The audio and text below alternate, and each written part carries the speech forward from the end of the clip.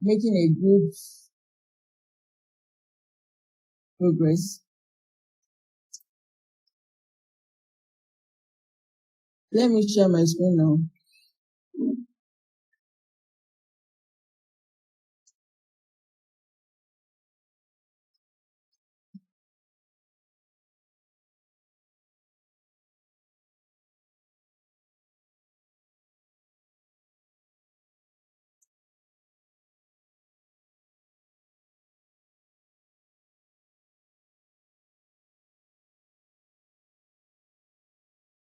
Okay, so today we will start with the meta tag, which is in the head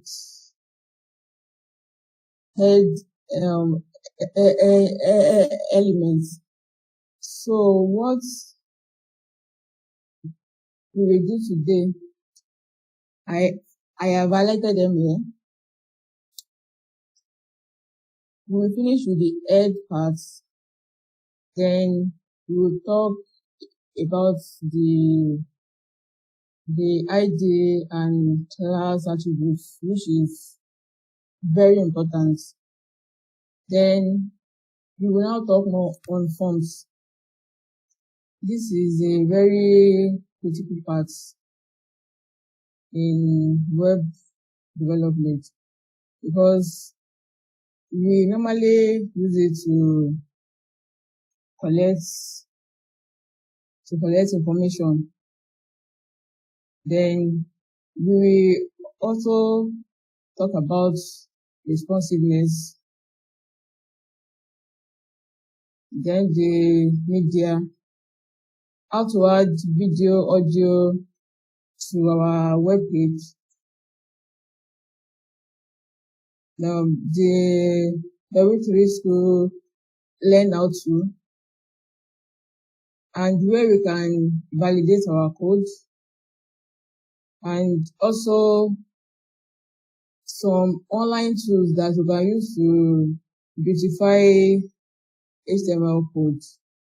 The HTML entities, then I will like us to round up with Git so that we can start pushing our codes on GitHub. Now, let's start with the meta.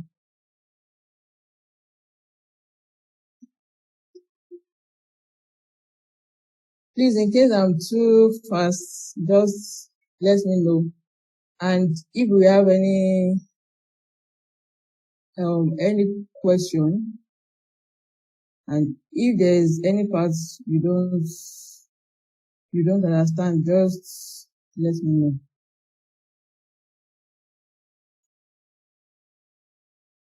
So meta tags, they are used to specify the character sets, page description, keywords, then the author of the documents. Then we can also use it for our viewport settings.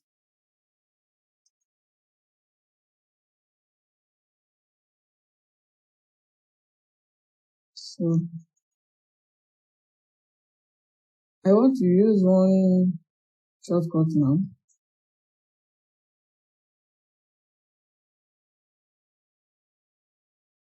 Yes, I need like 5 of this.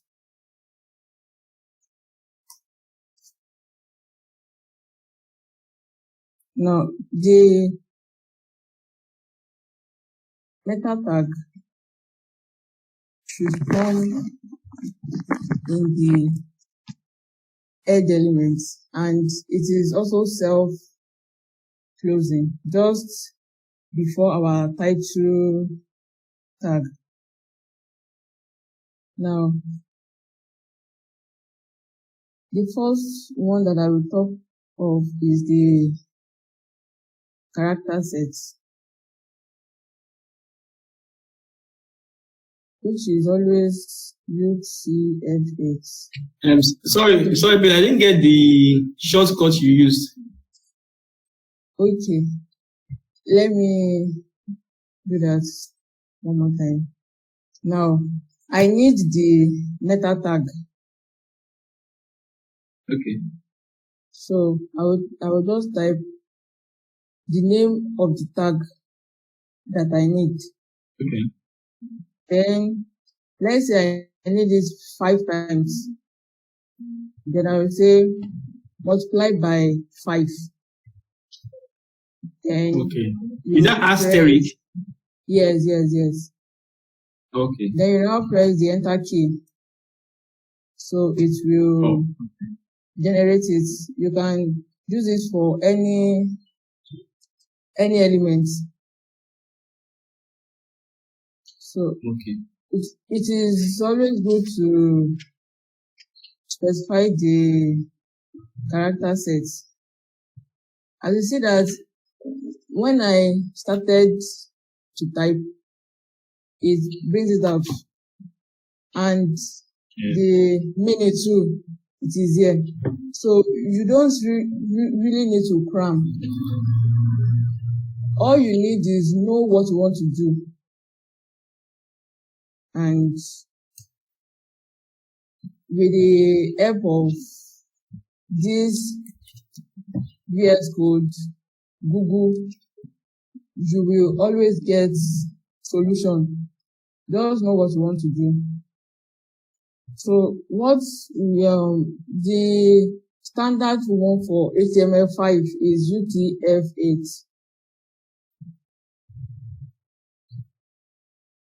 And for this second one, now, as I said, everything in the head, it will not be displayed. It is only info about this our web page. It is the browser that will interpret it.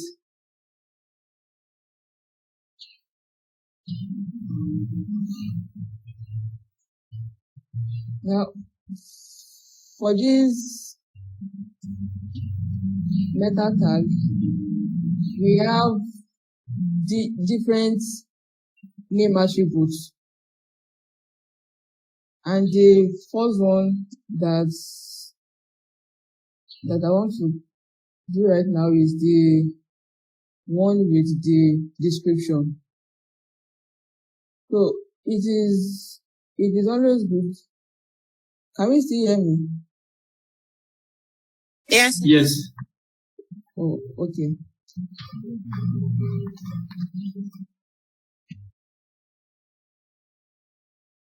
Description. Then after the name attributes, we will now add the content attributes. Now, this description meta tag, it will tell it is just to describe this our web page. I'll just type in introduction to HTML. Then the next one is the keyword. It is also good to add these ones because whenever anybody wants to search our website, this is what Google will use to prioritize it.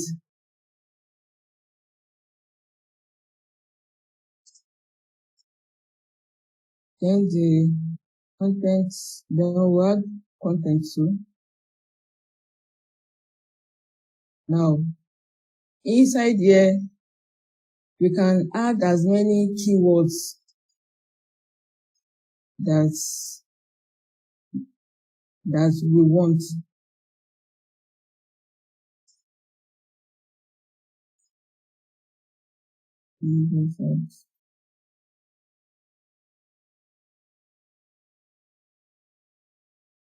This will help the search engine to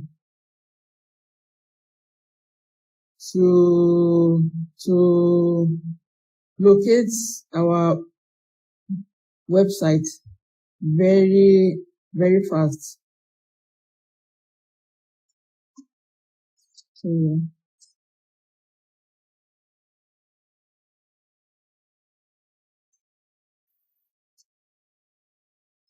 and the next one is with the name pop-up. So here you can put your name.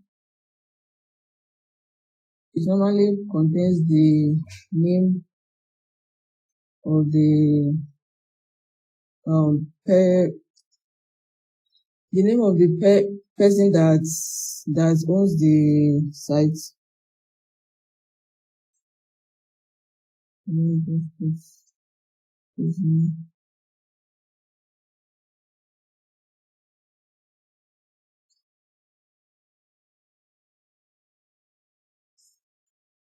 Now the last one that I would like to talk on is with the name viewport.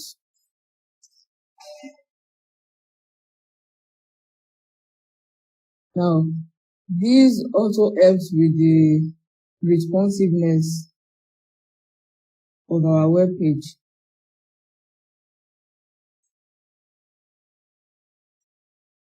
The content for this one is the width. So the value for the width is device width.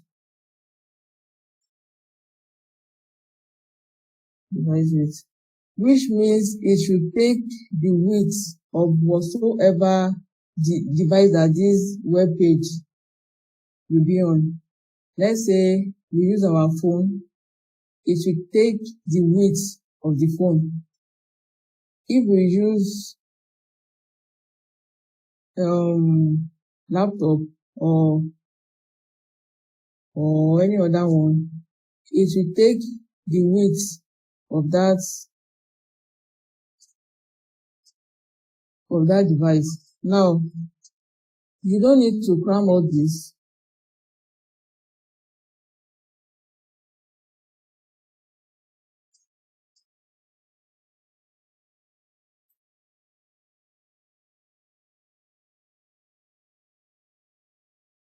You can always get them in W3 tool. I will open it up now.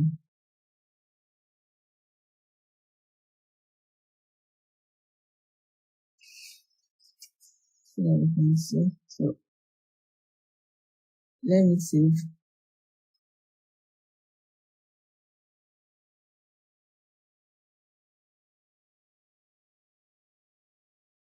Now the meta tag.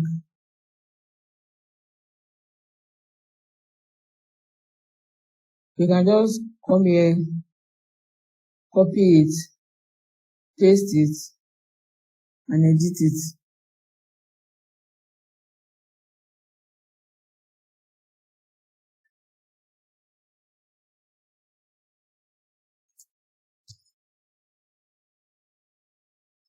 Now, after I save this, let us view it. I have already opened it up with live server.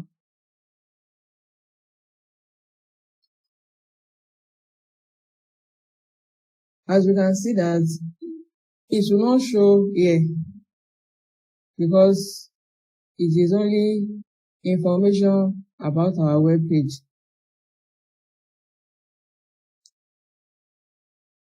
Now let's move to the next one. Okay, I want to talk about the favicon. Now, favicon is the image right beside our title.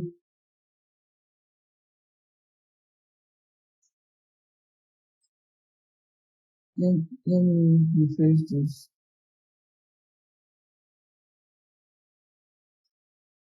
This one here, that is the favicon. Now, let's say for W3 school, this is their own favicon, and any website has their own favicon. Let us add favicon to this one. It is always in the head too. And what we normally use is the link element.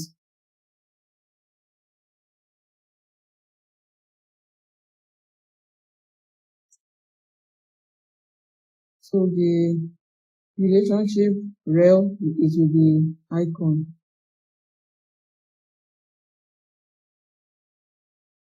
It has the attribute of type,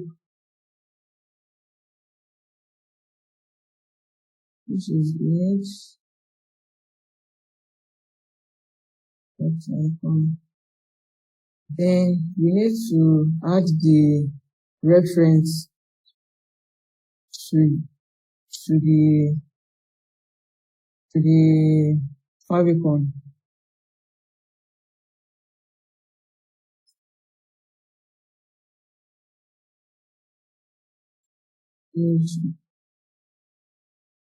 I have the favicon here already. Now, if you have only the logo of the website, there are online tools that you can use to generate your favicon, like favicon.io, which is what I use to generate this favicon.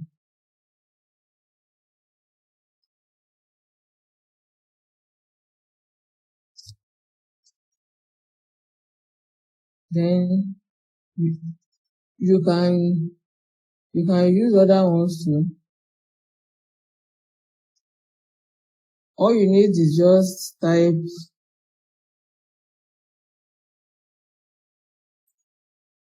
favicon, and it will bring out different free website that you can generate your favicon from, which you can now make use of.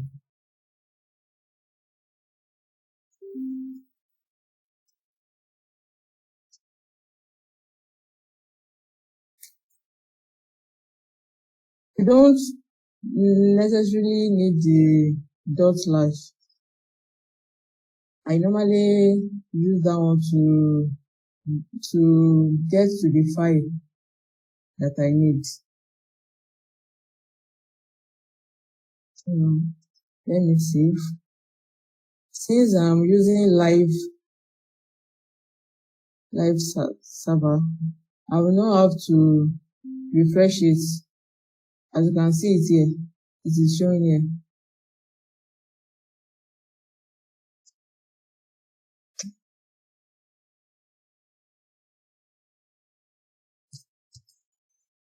Let's move to the next one, which is ID and class attributes. But before we move on, I will like to show us a setting that we can do on this VS Code that will save our code automatically. in case we didn't remember to save it.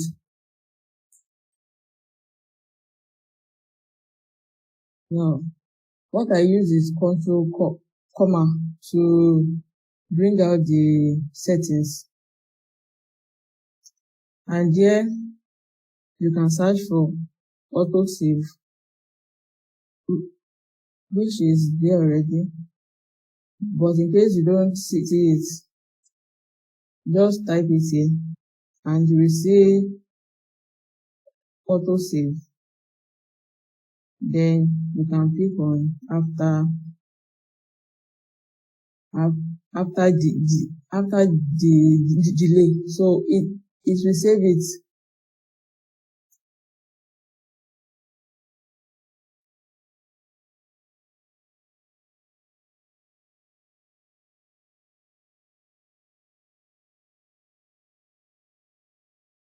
Now let's move on to the ID. Let me comment out this one. This was for our last class. Then you can use Shift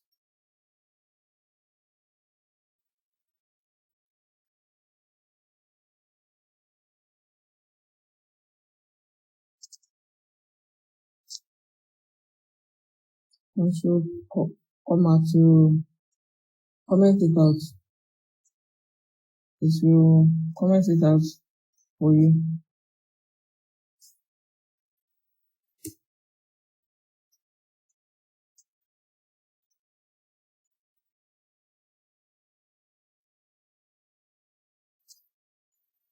So the ID attribute is used to specify a unique ID for an HTML element, and you can only have one ID, which means that if I give this one the ID of, let's say, header, I cannot open another element and give it the same ID. It does not work that way. It has to be unique.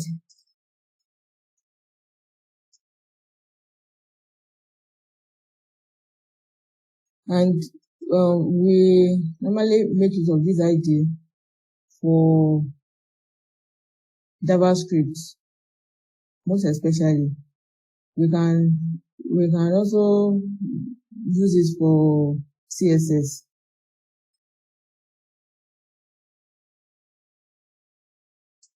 Which is styling.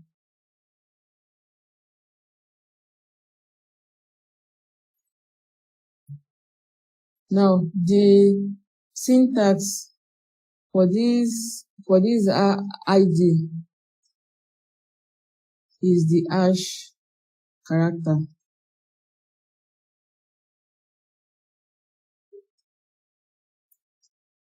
Which is this.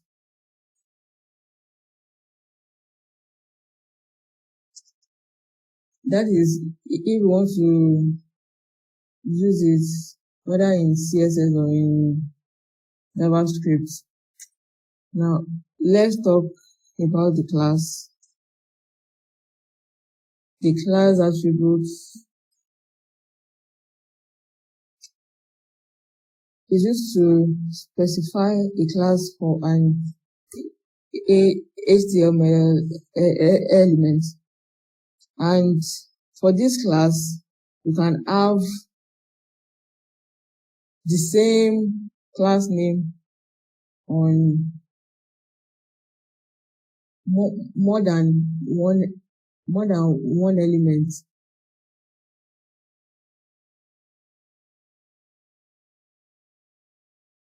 So let me make this one today. city. If I open another div, I can still have the same class.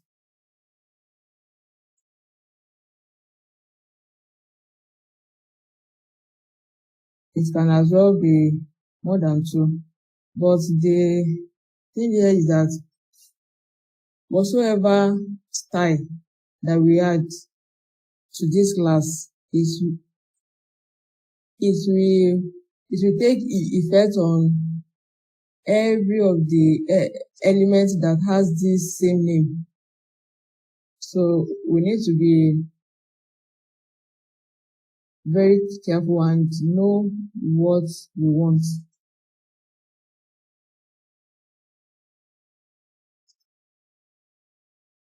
And for the class, we normally use the dots to represent it. Though we are not yet in CSS, but I just want us to see how the ID and the class works. Let me just put, okay, let me just add the width and height. That was part of the attribute that we treated last class.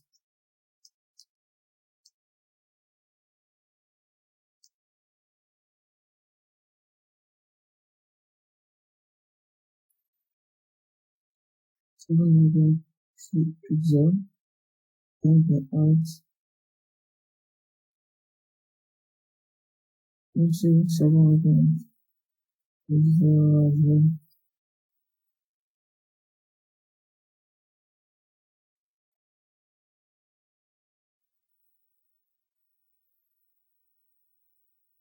Okay, for this to work, we will need to add border to this.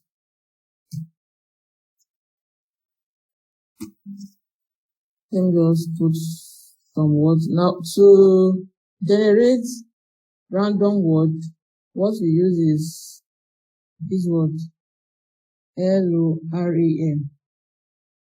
Then you can press enter. And if you want more than one, you can do lorem asterisk. Let me do 4. So it will bring that one out.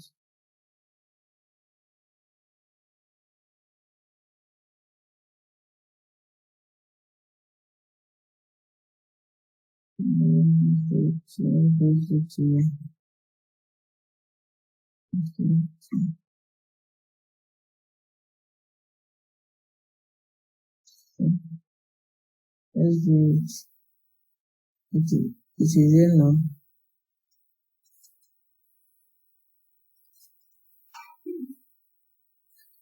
Now, to make use of the class, we will start with dots, then the name of the class, which is city. And we can now add our file here. Now, for the ID, we use the hash and the name that we gave it. So that is how we make use of the ID and the city and the class. I hope you understand.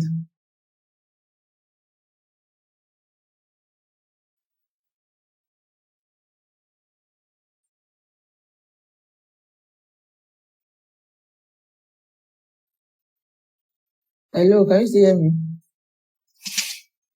Yes. Okay. I just want the feedback so that In case I'm no more online, I will quickly know.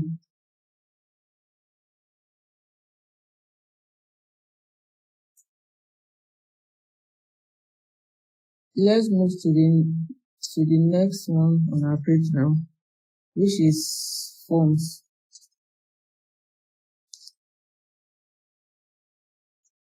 Now, I introduced us to form last week.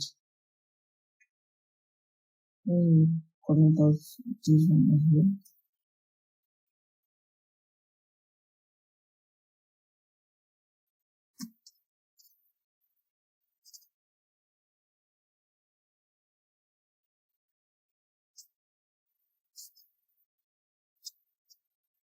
We use form to collect users' data.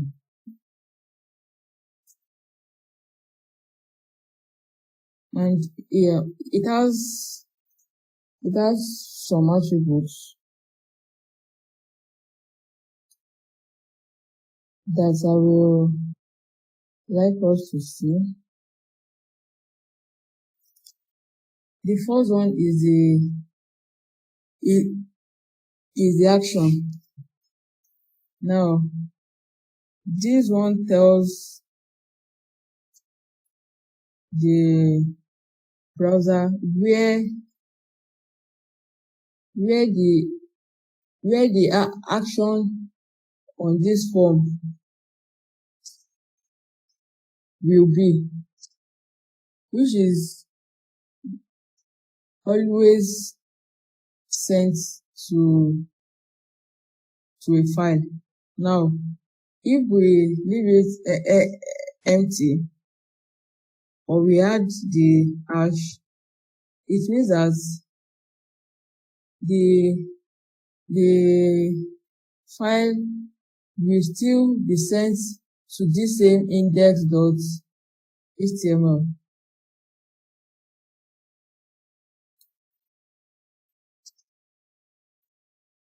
But if we add another one, let's say we want it on page.html. Now, this is the work of the back end. Just like we said earlier that we have both front end development and back end. Any info that we get from this form, we normally send it to a file which will process it on our back end. And another attribute that we have is method. Now, we have get, as you can see it here, and we have post.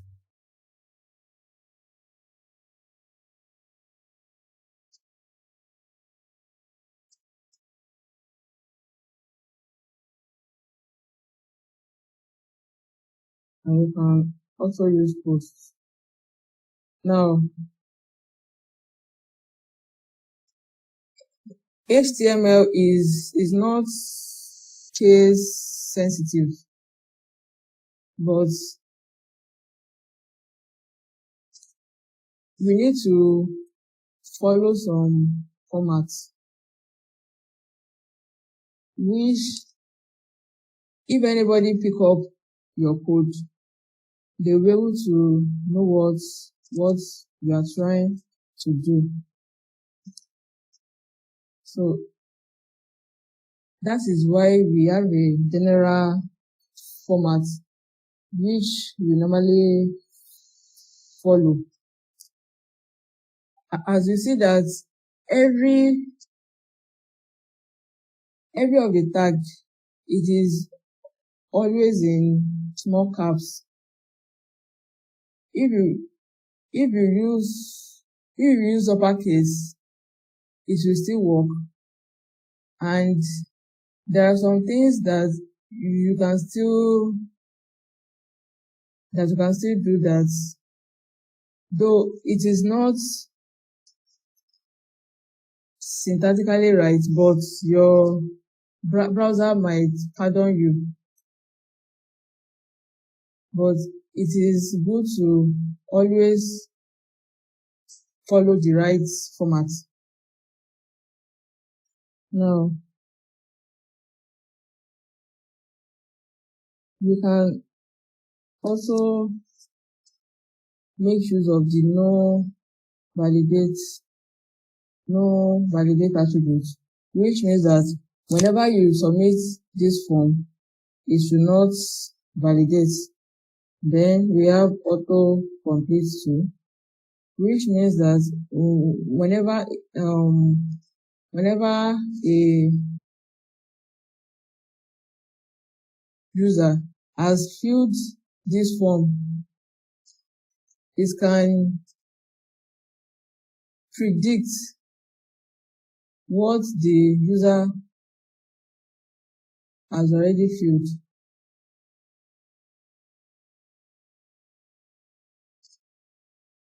Now, inside the form, we have the input tag.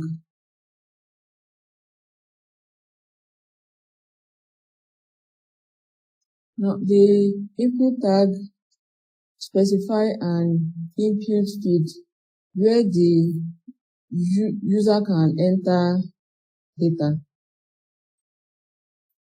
Is very, very important. Every form that you see will always have this input tag, and it is self-closing. You don't need to close it.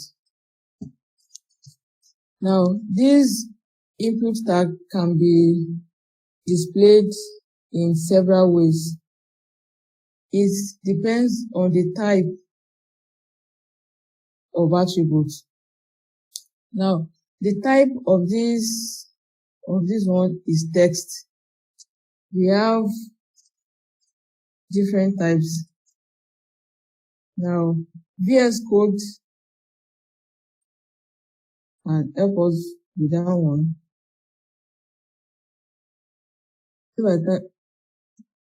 So it will bring out all the type that we have. We have the button, the checkbox, color. I will not go through every one of it. You can practicalize on your own. So let me start with the text type.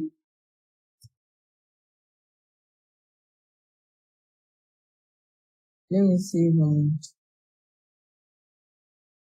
do it here. This is how it will show.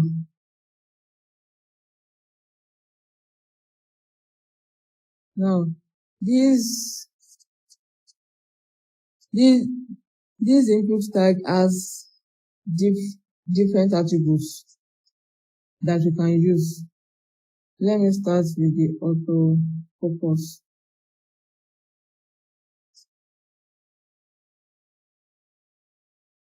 Now, whenever you open this page,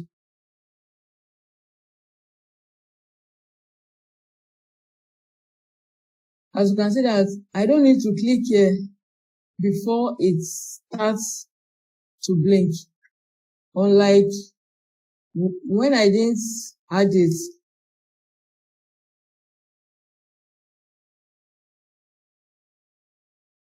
Let me try to do it now. It is until I click here before it will now focus on this input field.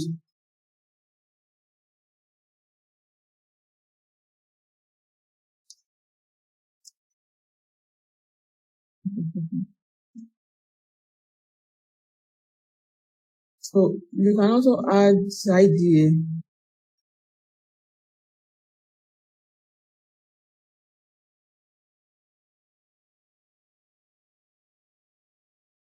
Empty. This is the first name. We should always remember that ID must be unique. And there is what we call label.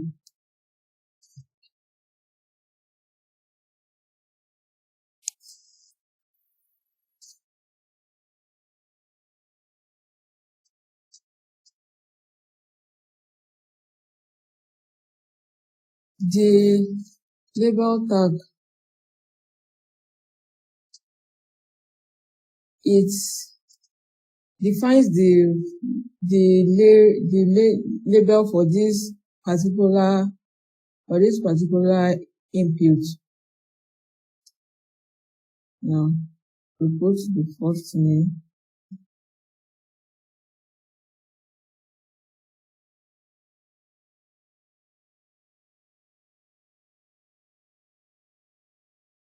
Always use your ID as the value for this form. Now, what is, let me save and let us see. Let me remove the autofocus so that you will understand how this label works. Now, if I click on this first name, it will bring the focus to this particular, like to the input field with the ID. Now, if I use another name,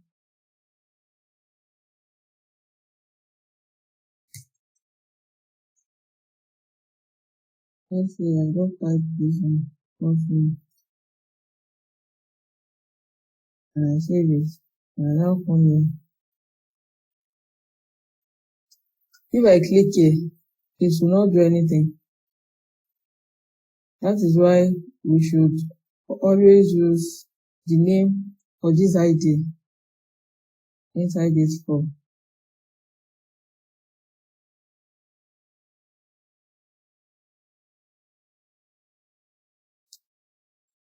Now, we have the name attributes, which we normally use for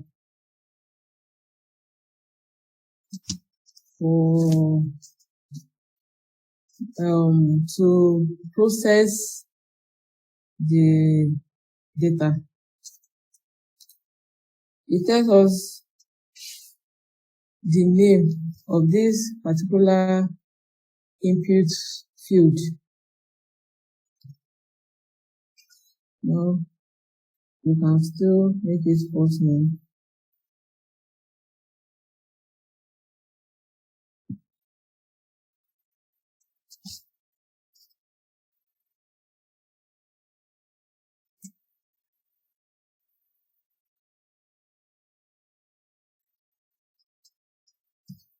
So, I have highlighted them here. Common attribute that we normally use for input field.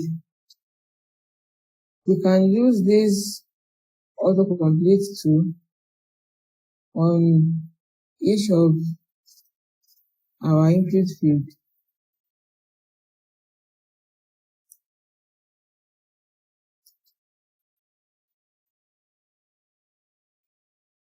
I've talked about autofocus. Then we can use the disabled attributes. Disabled attribute now. Let me save.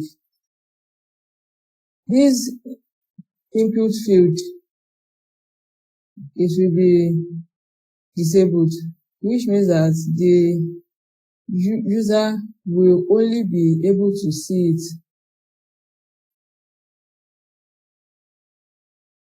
as you can see.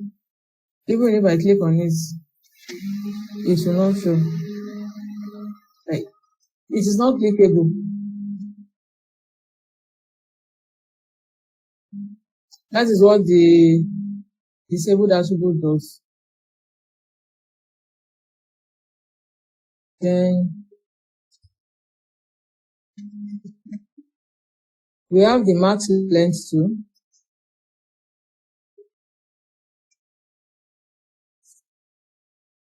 which we normally use to specify the maximum character that these inputs can take. Yes, let me type them. So we remove this disable then complete as well. Now, if I type more than 10,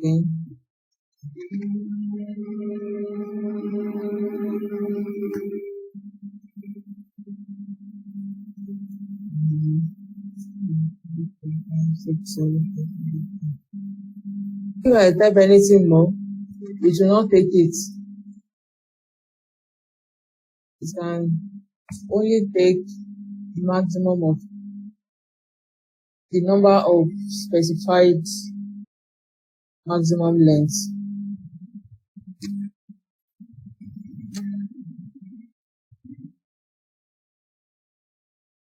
Let me add the break tag here.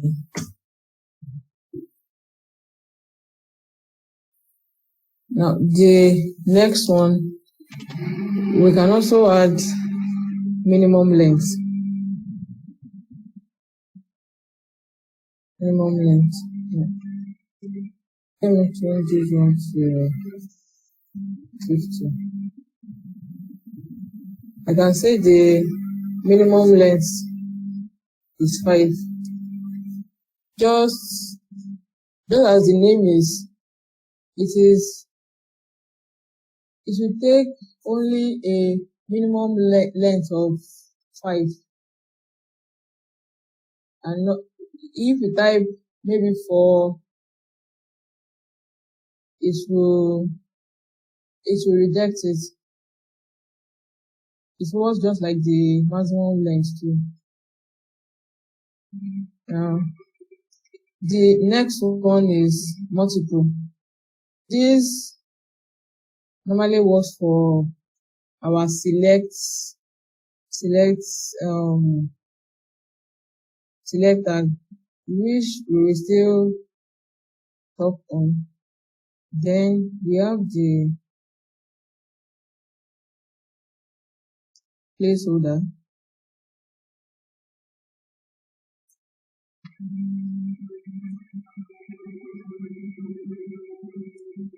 Inside this placeholder, you can type the example of what you want the user to type. I'm going to enter your first name here. First name here.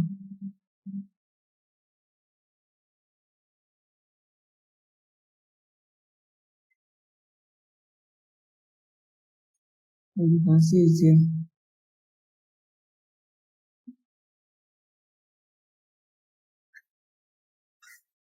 So if you click on it, it will,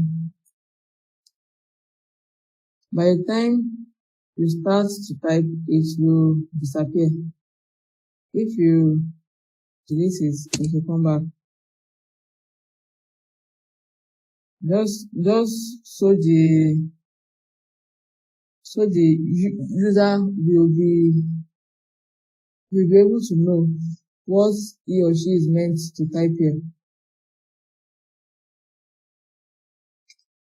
Now we have the value.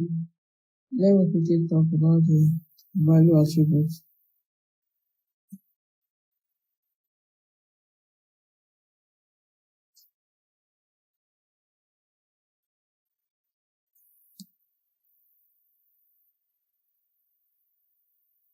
Now, the value attribute, unlike the placeholder,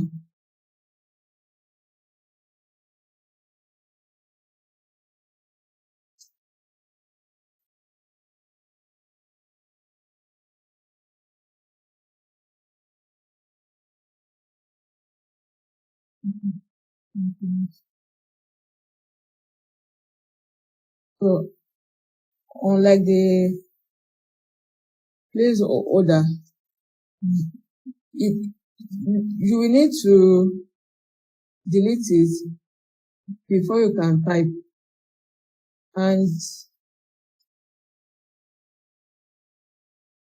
we normally use it to, in case this page has been refreshed, it will bring, if we use the value attributes, it will bring out the last input that the user has entered here. That's for the backend though. We are still on front end for now.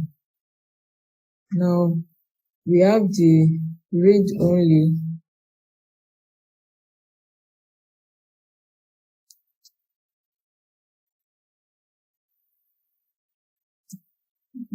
We have the read only attribute, which means that the user will only be able to read what is inside the input field, but will not be able to edit it. As you can see, by the time I click on it, I cannot type anything here. I cannot type. So that is what read only is used for the user to read, like just to read the input field.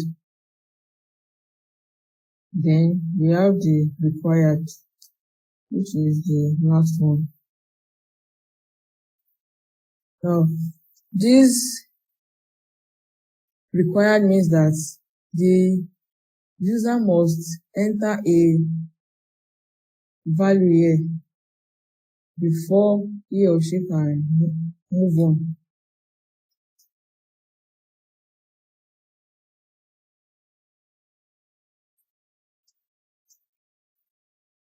We normally use it for validation. If this thing is empty and you click on submit, it will bring you back here.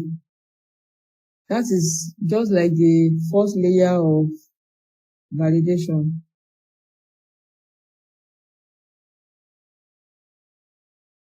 Now we have two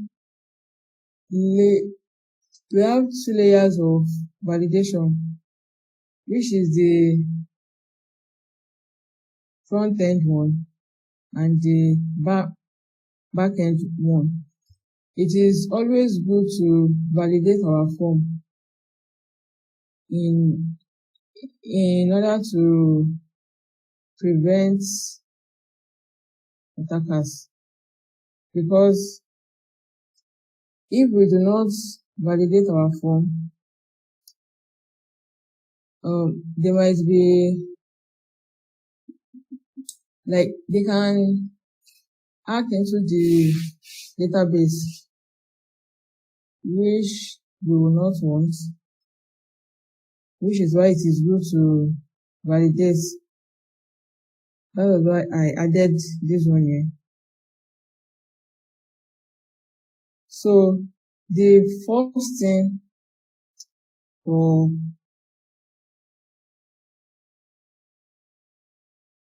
validation with HTML is this required field. That is only for the field that the user must fill. Is not compulsory that you add to every of the input field, but it should be on the ones that you want the users to fill. And we don't always want to collect empty information, because we don't want our database to be empty. Now,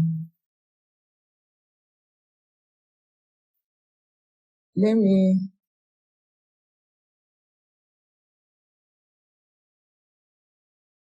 talk about the email validation. For HTML5, it has made it easier for us.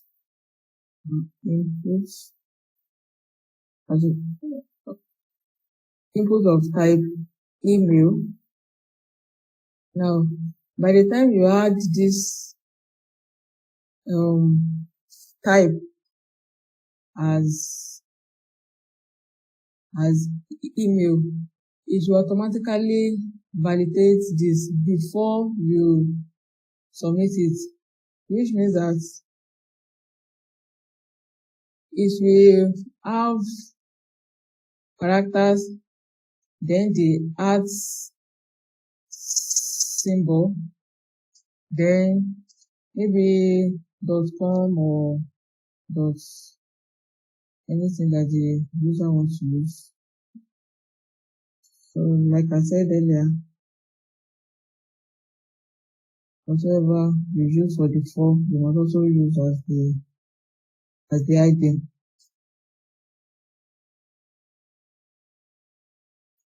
Let me add the break tag.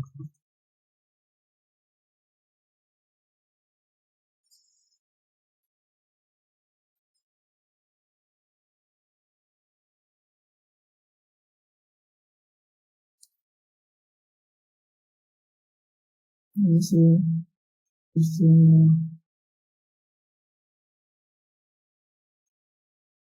File.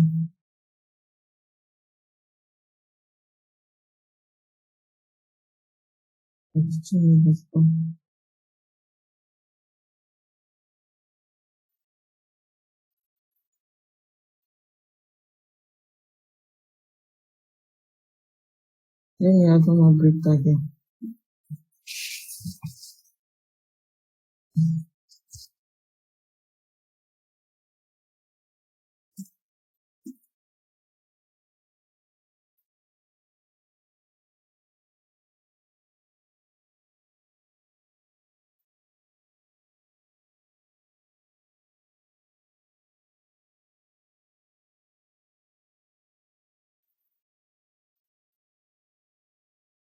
So let's now talk about other input types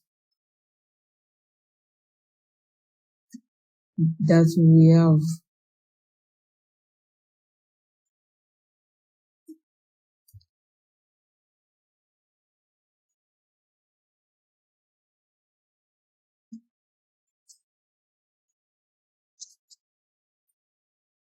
So we have the input type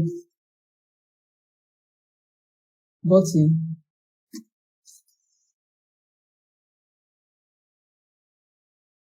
which we make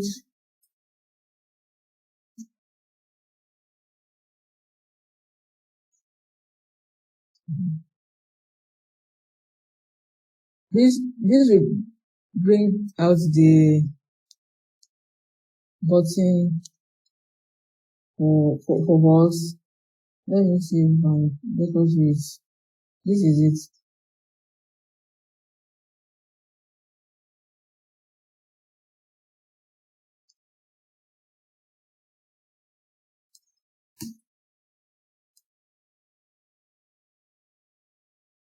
The next one is the checkbox.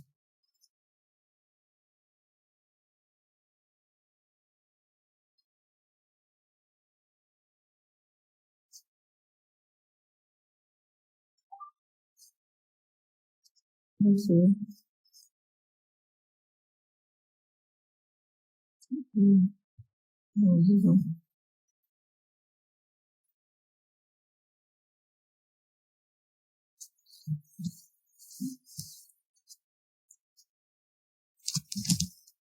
Now, for this checkbox, it allows you to select more than one value.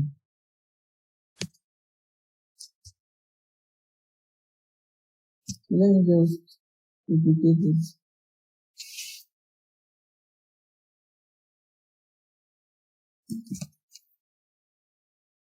Let's see.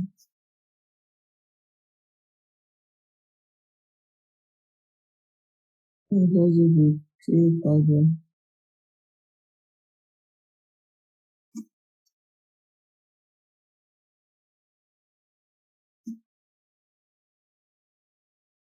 Names of cities you have visited.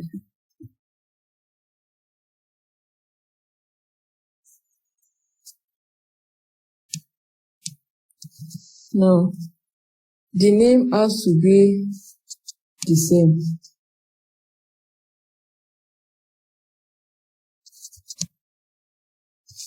Then, for this checkbox, the label should be after it. Let me put it on a new line.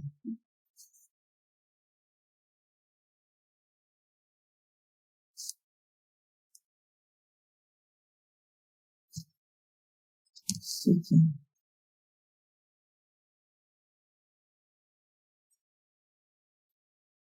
Let me see.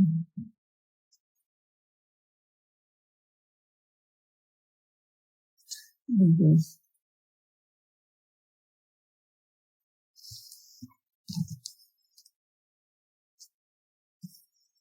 So, let me duplicate this one.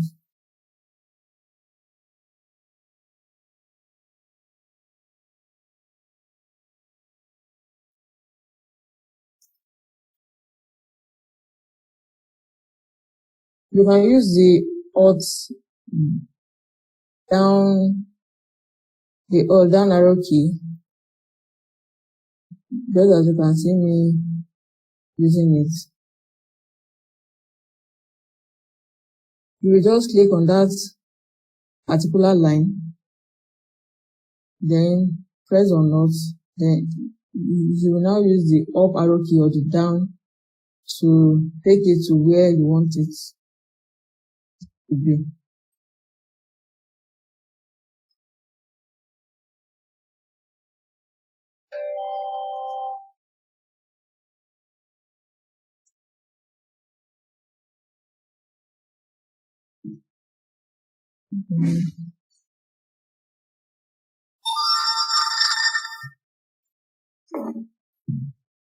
So let us view this one.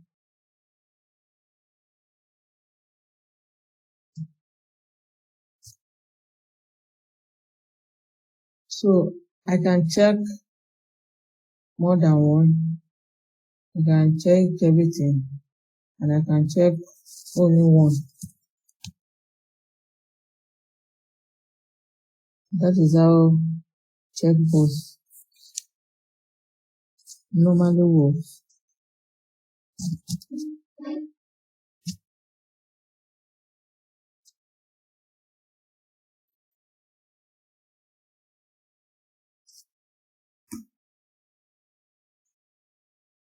Now let's move to date.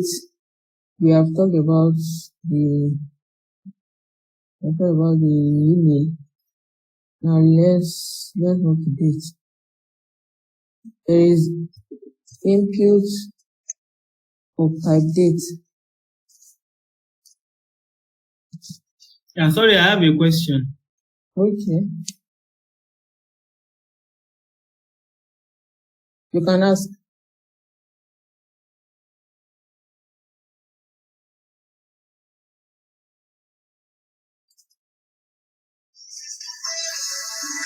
Okay, now for the checkbox, assuming you want to reduce the options to just that you can only pick one option, how do you do that?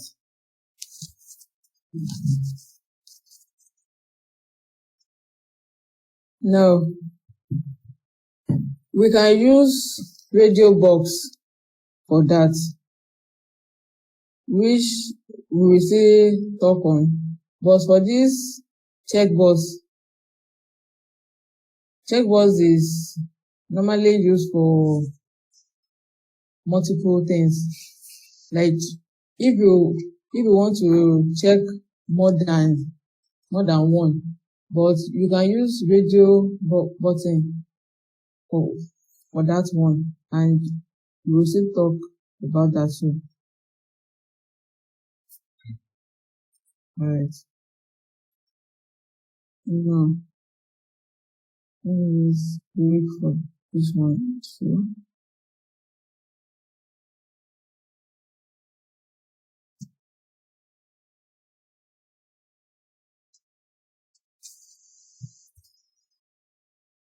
So let's see better.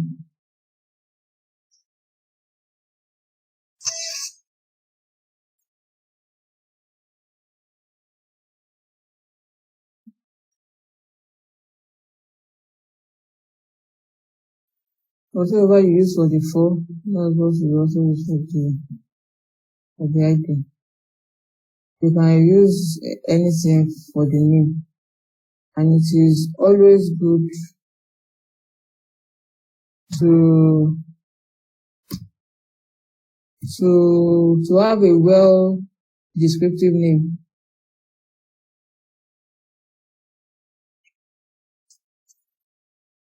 So that if anybody picks up your code, they will understand what you're trying to do.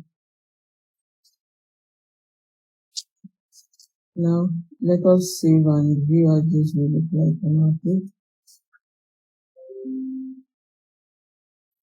This is the birthday. So, I can pick any date that I want.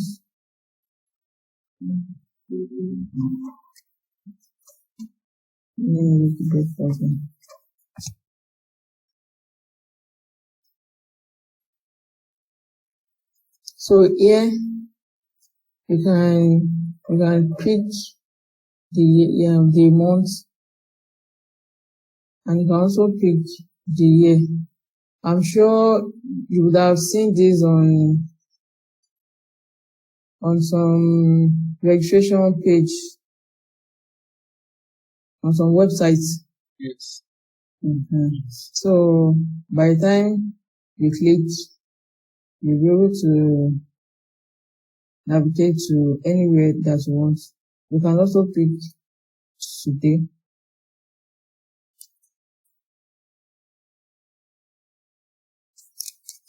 And we have the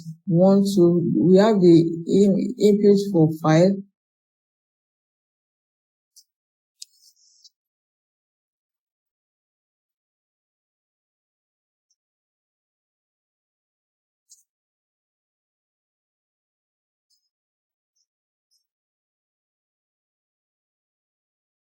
You can use this to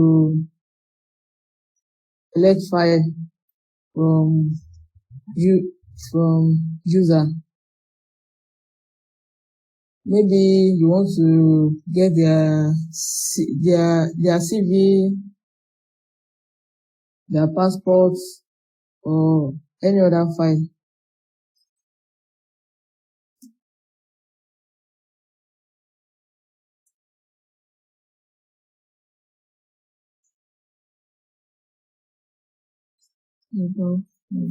Fine.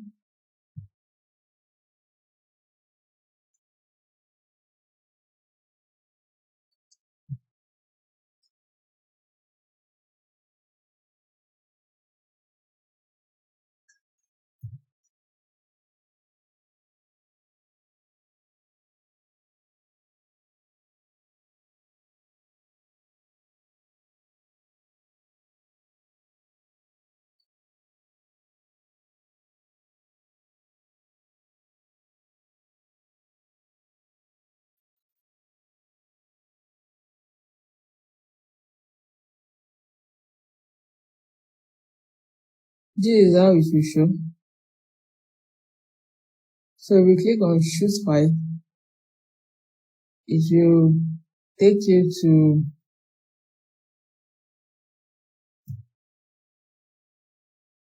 where you can choose file.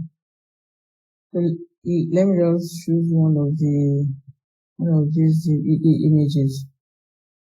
Okay. And it will load it with the name. Just like this. Now let me quickly talk about the password.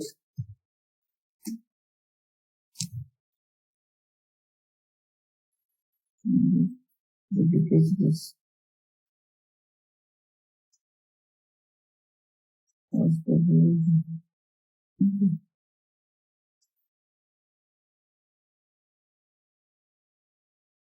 So you can use Ctrl+D to select as many words that you want to change with VS Code. You don't just use Ctrl+D. Now, for the type, it will now be password. You cannot use normal text for this one because you don't want them to see what they want to type. So let us use the page now. As you type, it should bring out this one.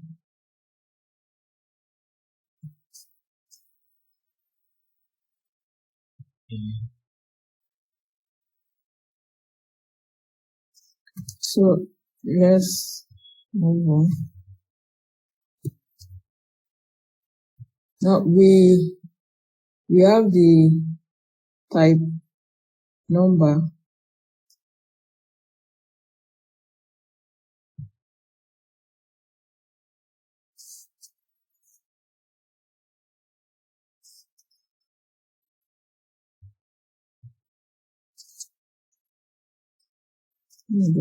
Quantity.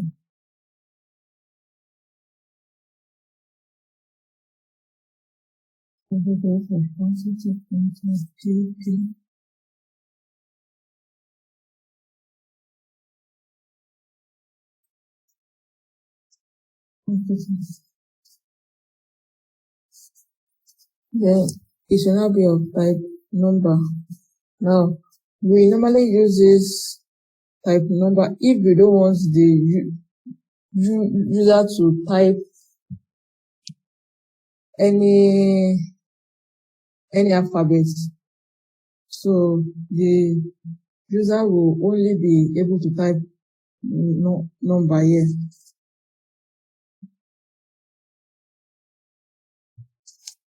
So for this type number, we have the mean. We have the mean and max attributes.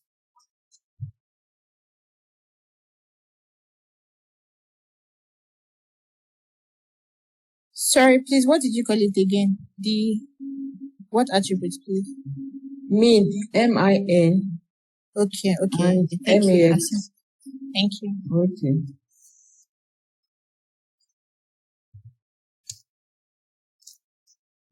So let's say this one is just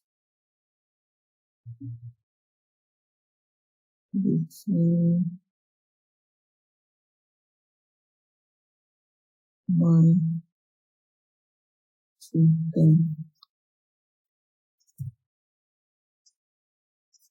Now, let us save and view your page. As you can see, by the time I hover on this field, it brings out the upper arrow and the lower one. So you can use this one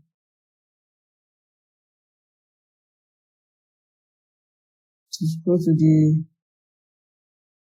number that we want, but here it will not exceed this 10. As I try to click, it will not, because of the max attributes. Also, it will not go below 1. But if I didn't add the min and max,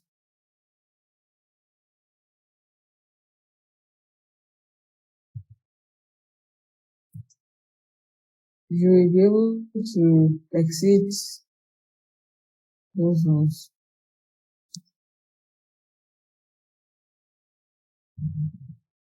So you have minus and you can get up to the number that you want. Let's say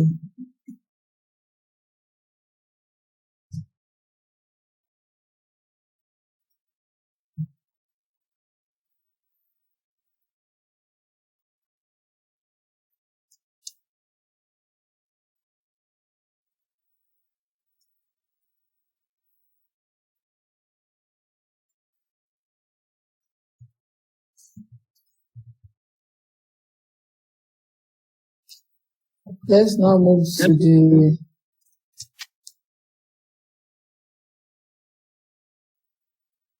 do you have a question?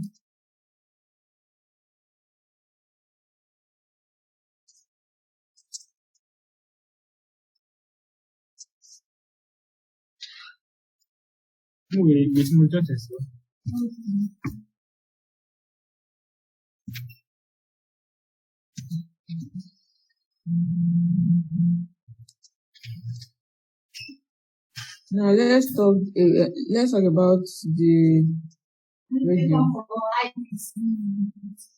Okay. Can you please mute if you are not asking any question?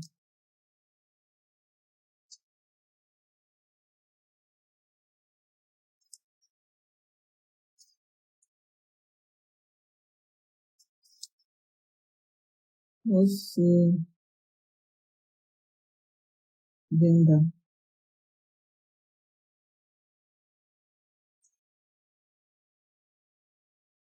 Oh, just the same thing like the checkbox.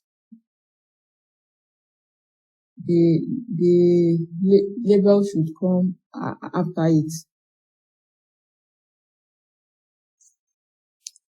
Label contender.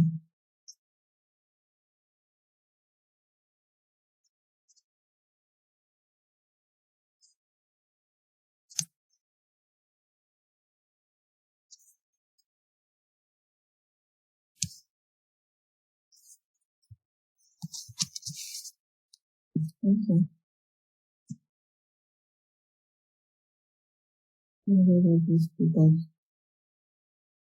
But what we should add there is the value.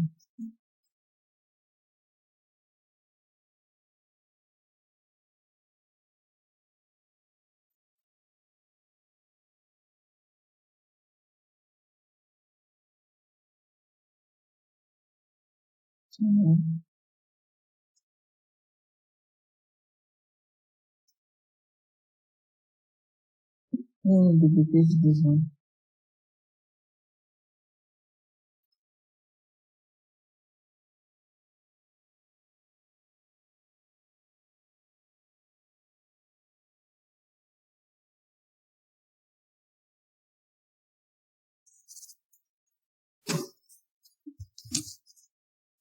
Now, it should also have the same name.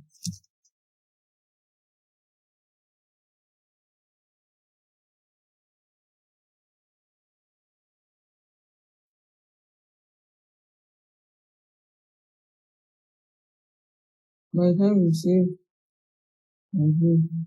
this is how it will show. So you can pick either of these two. Now, if it has different name, let's say this one is gender 1, gender 2. Let's save and see what happens. As you can see that I can choose the two at the same time.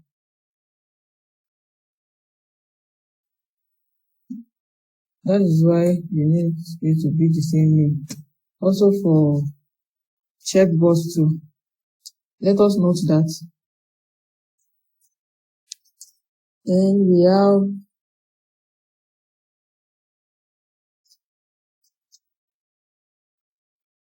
the one for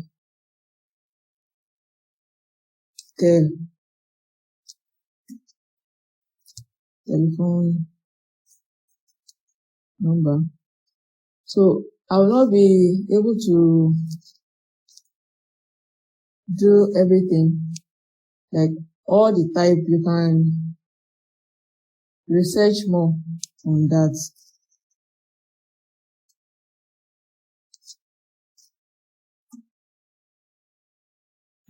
Sorry.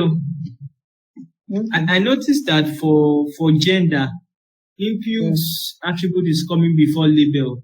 Does that mean we can interchange it? Because I know for other ones, label comes before input. Yes. I just want this one to be before this. That was why I made it that way. Okay.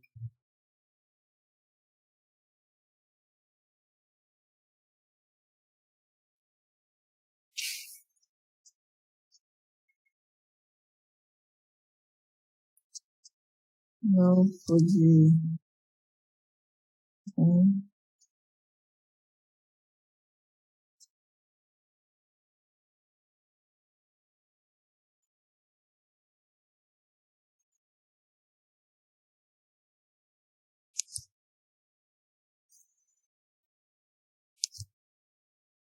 I don't use the input like that.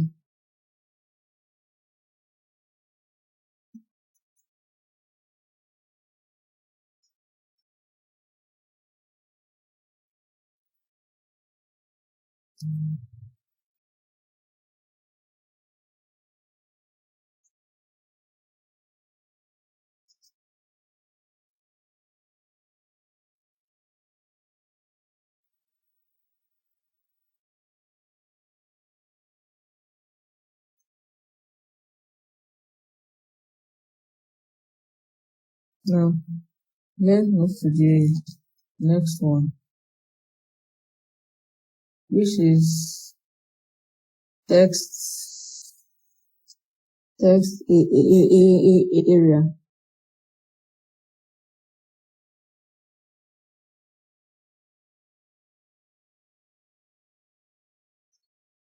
Now you can use the text area for multi-line text.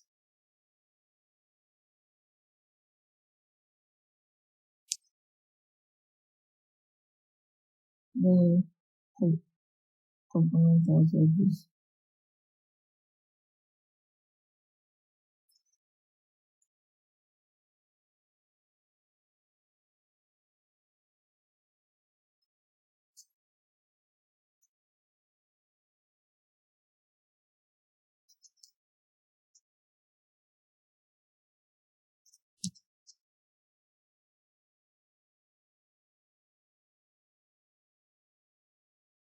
So let's see message.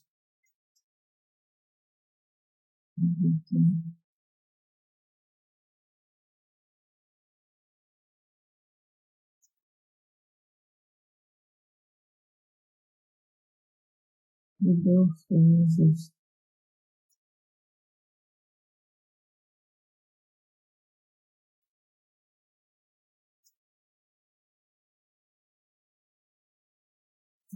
How about the place of barrier?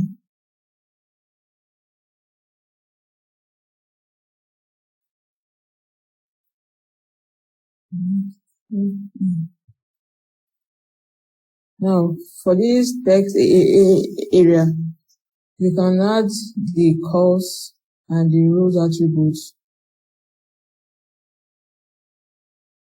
with the value that you want.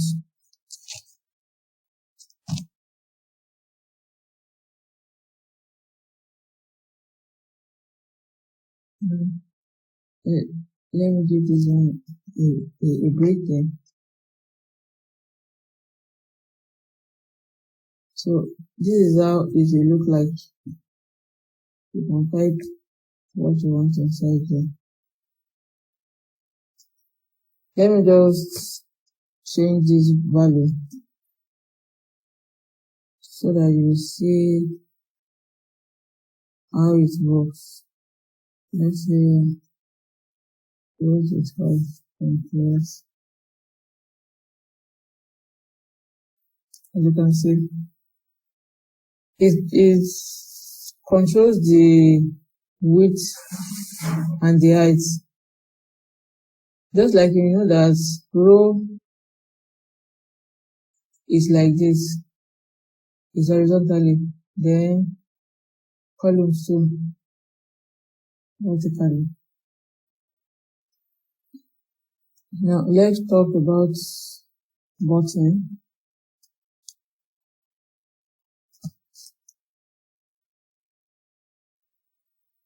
So the button tag, it defines a clickable button.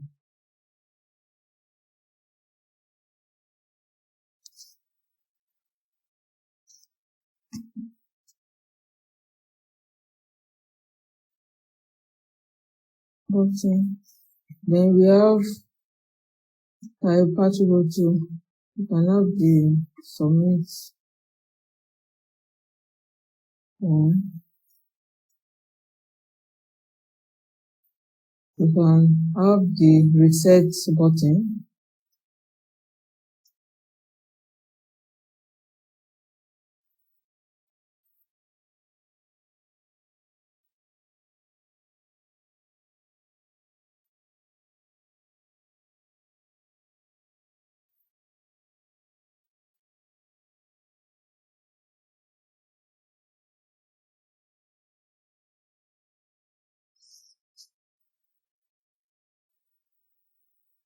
Now let's view our page. This is how it will look like. Now inside this button tag, if I want this submit to be bold, I can add it.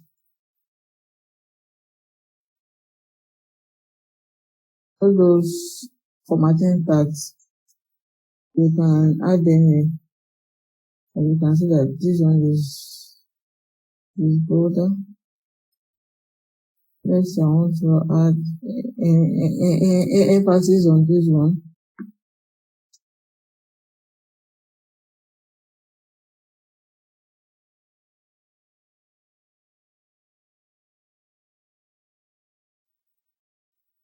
Now the input one, I mean the inputs of type text, of type submit and reset.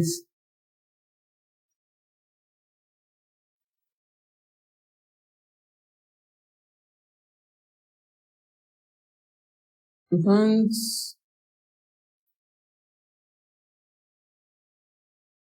add all these tags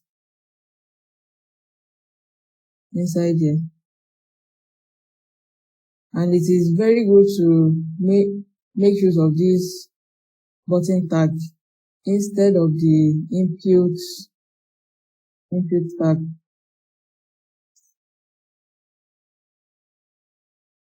So let's talk about the select tag now, which is the last one here.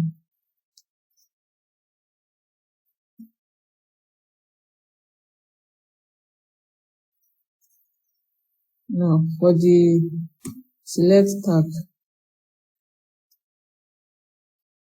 this allows users to see different options that they can select from. Like it gives a drop down list Let me give it a label.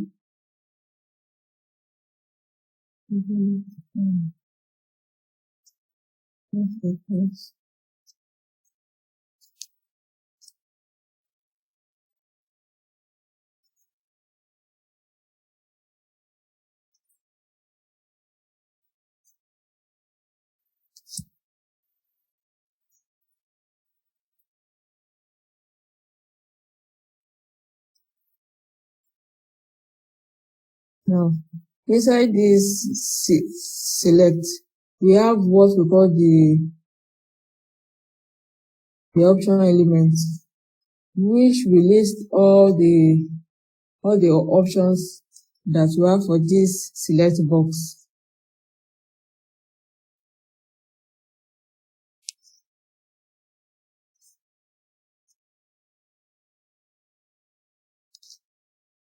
This we have the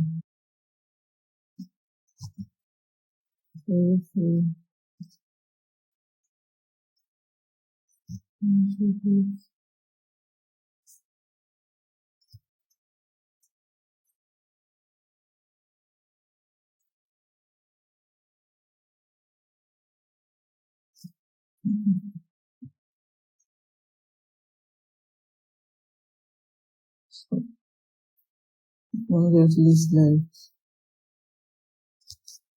yes.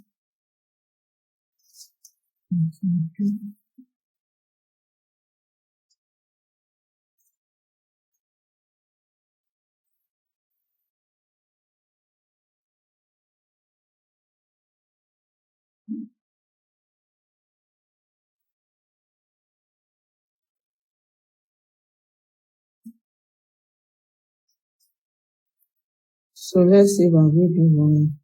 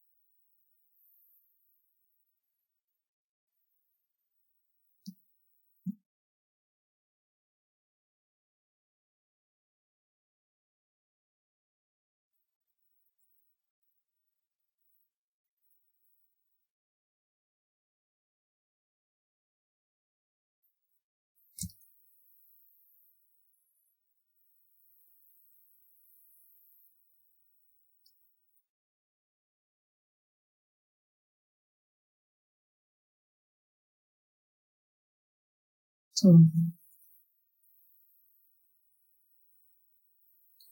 you can choose the one that you want.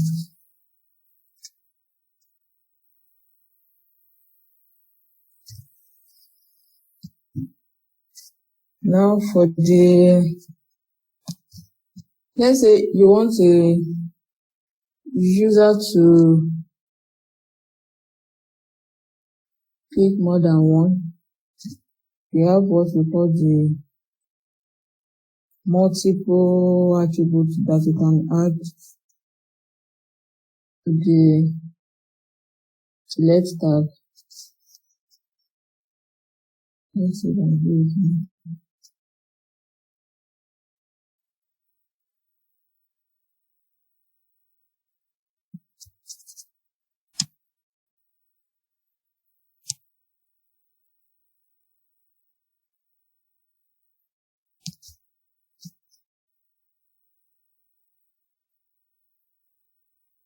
And in case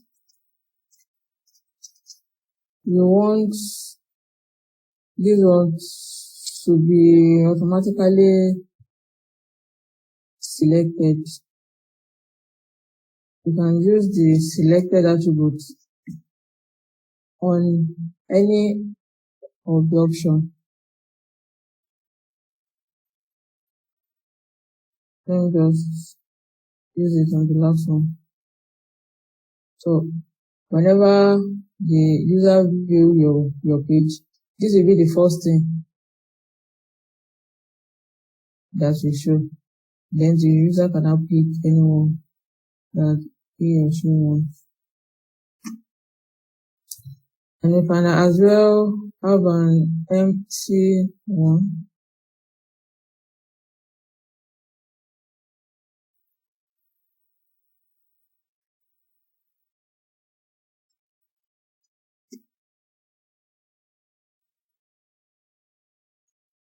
Which will be selected and disabled. So I can just put a value.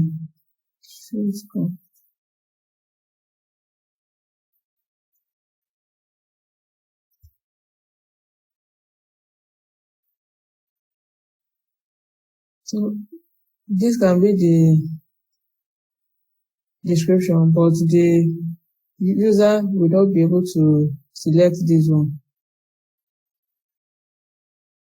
Anyone that you disabled.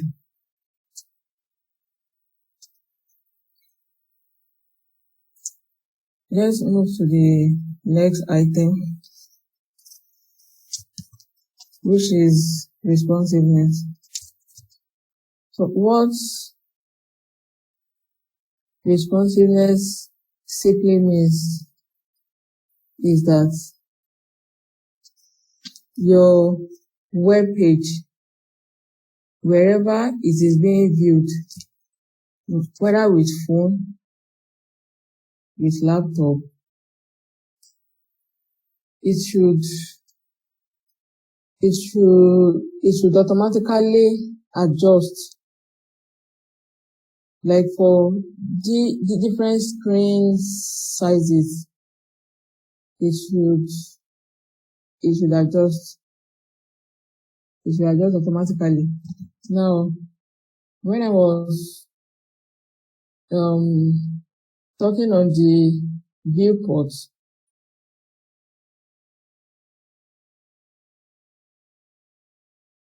in the meta tag,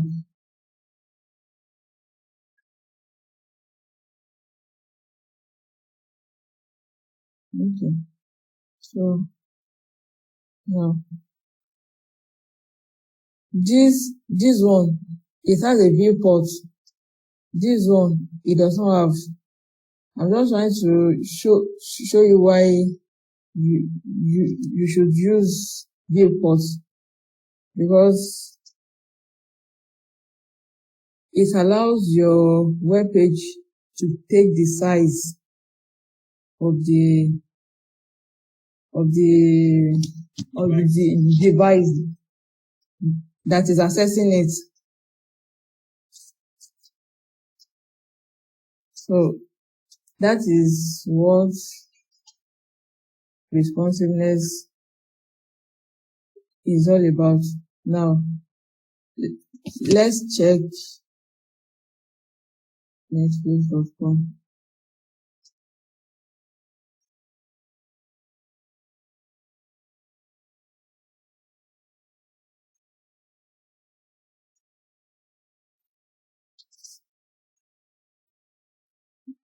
Then we right click and click on inspect.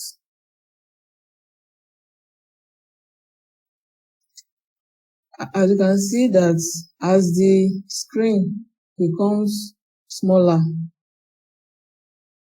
it will adjust by itself.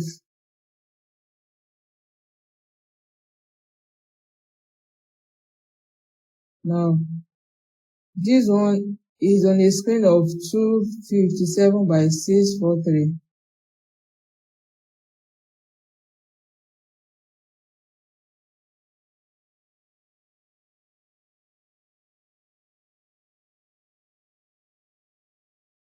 So the more you increase it will always take the available space of the device. But if it is not responsive, let me quickly show you.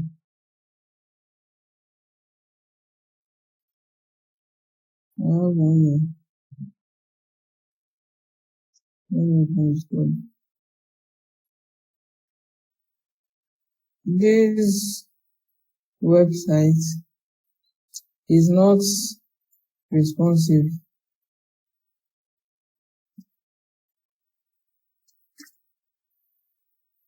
Let me just copy the parts.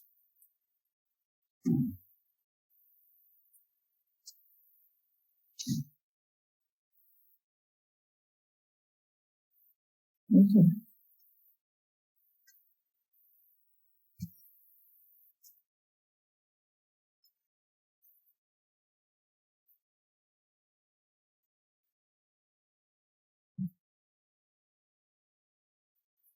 Refresh.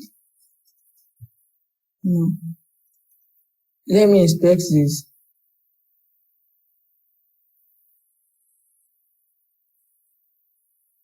As you can see that it is not really being responsive like that.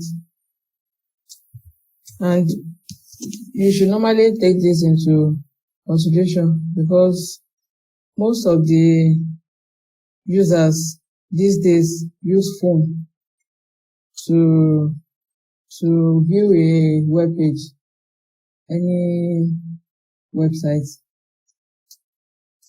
Then I also want to talk on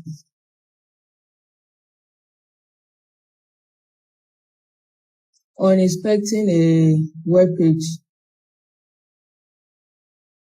which I have just done now. Like, if you want to know what they used for any website, whenever you open it, just right click, then you see inspect.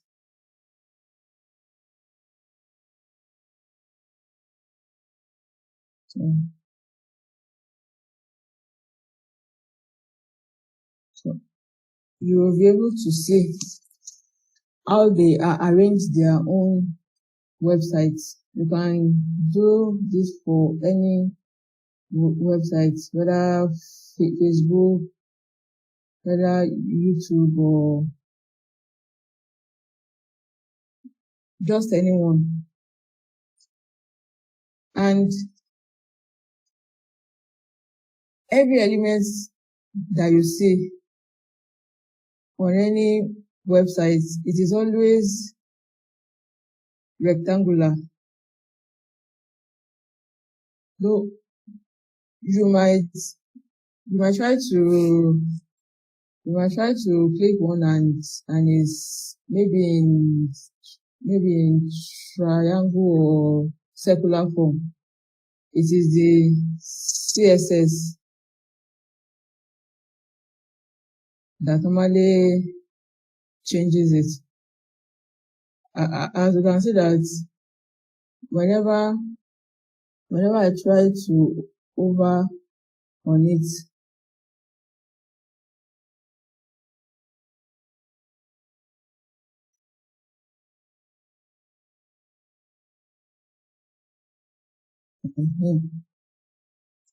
like you can see that this blue, it is rectangle. That is the form that every element takes, but you can now use CSS to adjust it. So let's move to the next one, which is media. This is a means by which you can add your video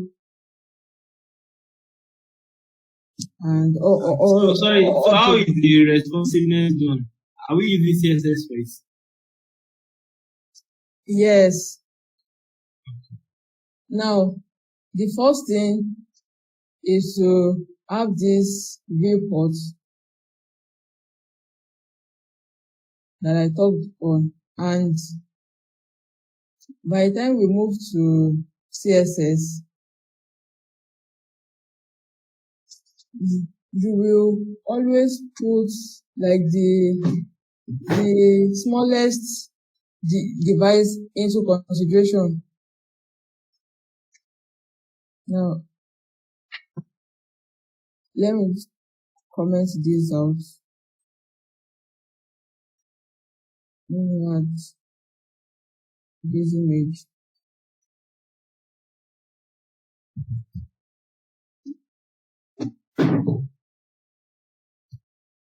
Like, if we want our image to be responsive,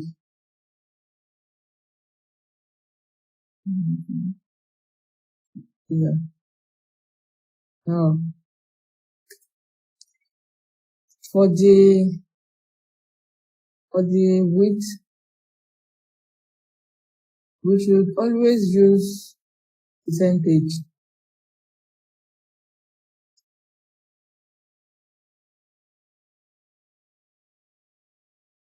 Though with time, we will be using frameworks.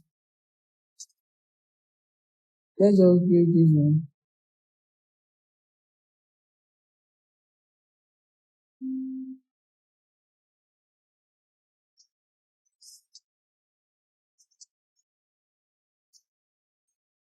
Let me make it 60%.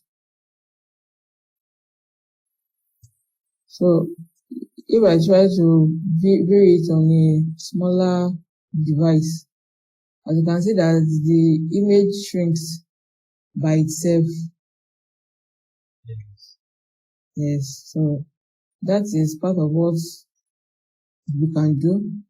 But if I use pixel here, let's say 600 pixel. Now, it should just stay like this. It should not shrink. That is part of what you can put into consideration. Unlike the other one.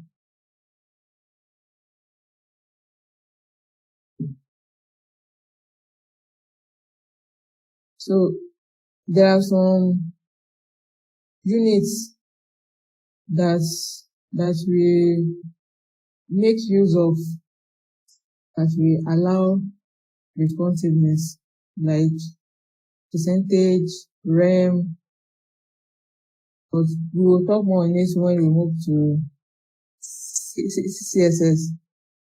Let's talk on video now. So if you want to add video to your web page,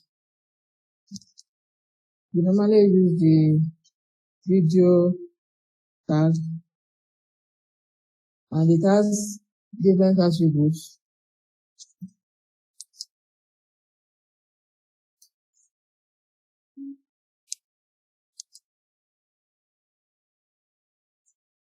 Let me go add you can add for this one.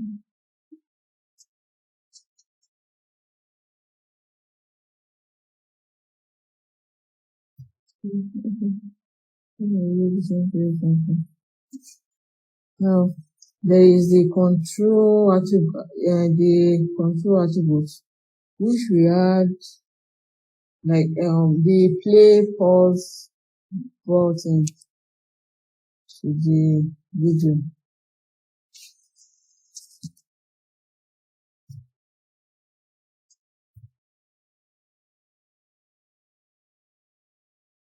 We have the autoplay.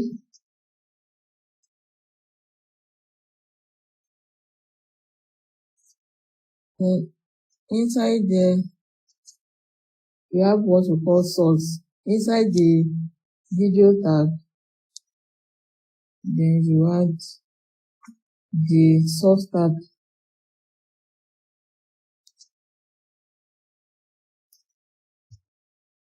With the type and SRC attributes. So you can now go to where your video is. Now I have videos here. Inside this same folder,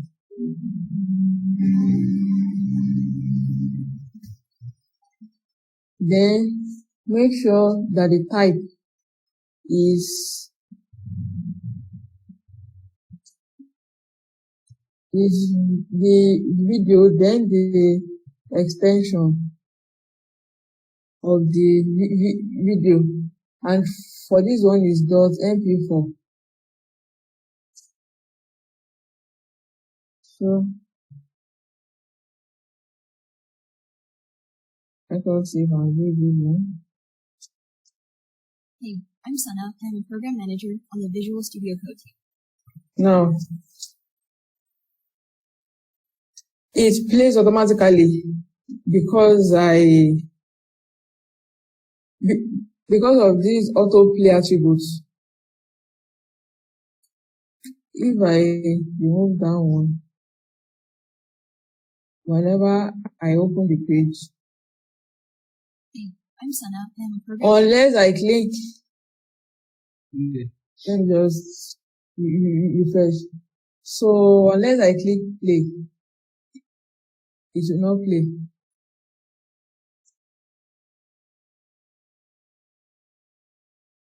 So let's move to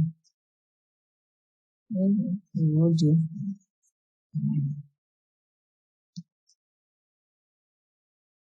Just like the name is, we use the audio tag too. And inside the audio tag, it is just like this video tag. We have the source as well, which is self-closing tag. So the source of the audio,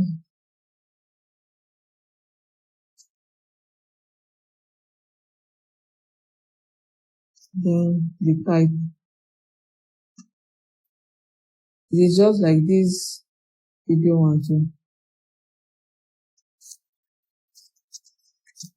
Now, let's say we want to add a YouTube video on this page.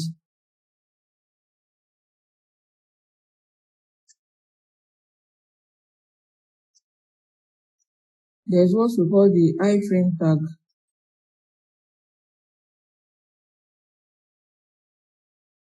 With the source, then you can add your width and height. This is point nine. The height should be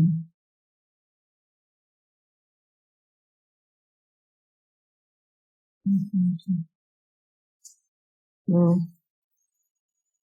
You will now go online and get the YouTube link that you want to use.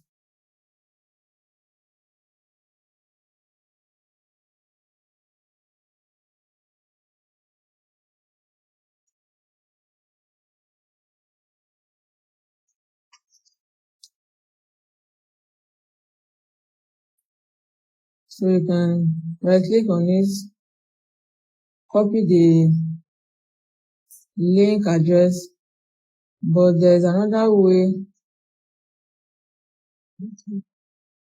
that we can make use of this. You can just click on share, then you can now copy this, and you can also click on this embed. So it will bring out the iframe by itself. Then I can copy all and use it. Let me just paste the link here, save and now go.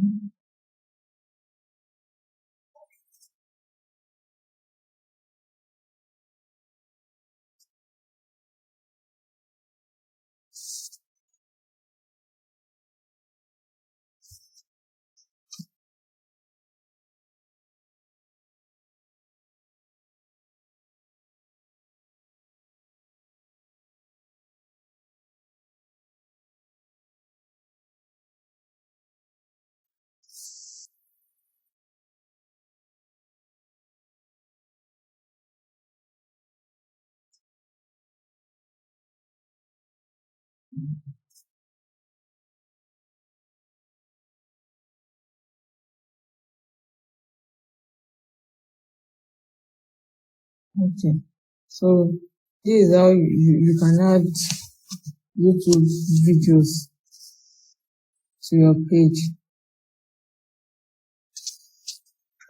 Now I just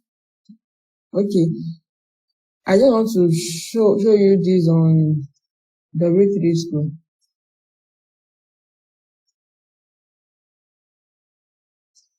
It is called Learn How To.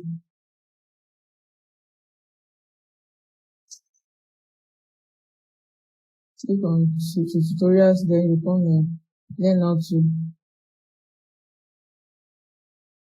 This can help with a lot of things that you might want to do. Building a website. Like, if you don't know how to add search bar, you can just scroll. Here is the search bar. So you click on it, it will load. It will give you the instance and the code. So you can then copy the code and make use of it.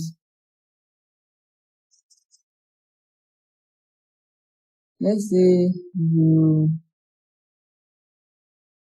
want to know how top navigation works. You can just click on that one too and just copy it. So development is basically good with self-practice. You will need to write a lot of codes, practice different things, and most of the things that you might need is already online. All you need to do is to search for them. Now, to validate your code, we have the validator.w3.org. You can paste your code there.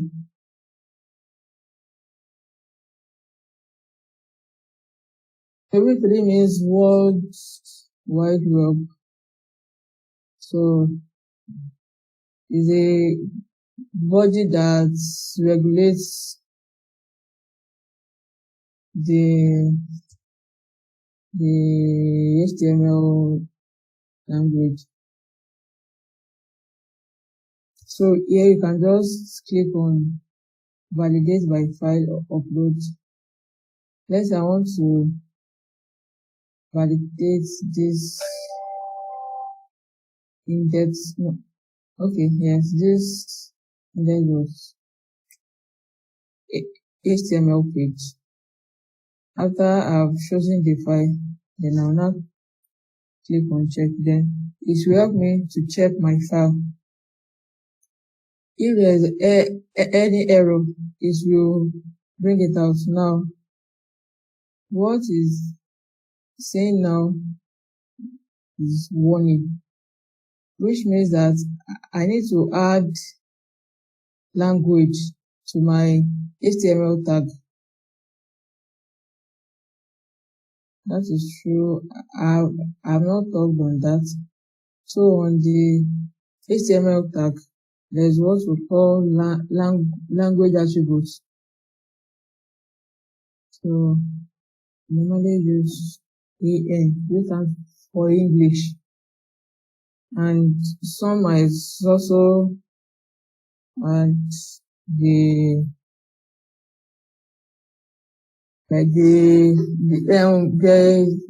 normally add these two alphabets to denote the type of let's say the country. So, but it is always good to just leave it like this. So let us check one more time.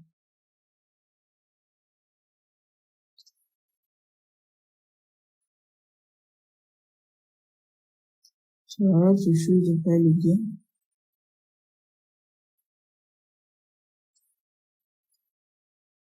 Then I can check. So now everything is working without any error.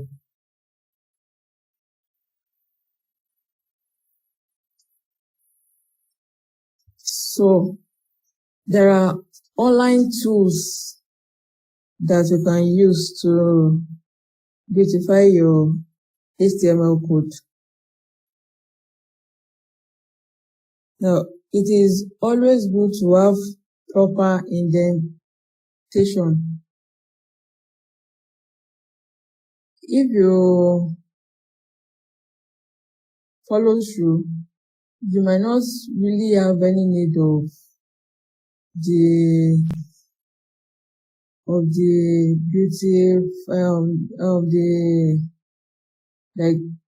beautifying your code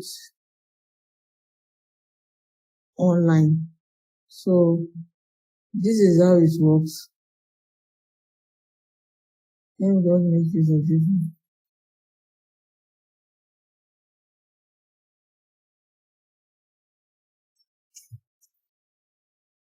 You can just go online, Google HTML, yeah. And this will bring out different ones. But the one I want to make use of is this one.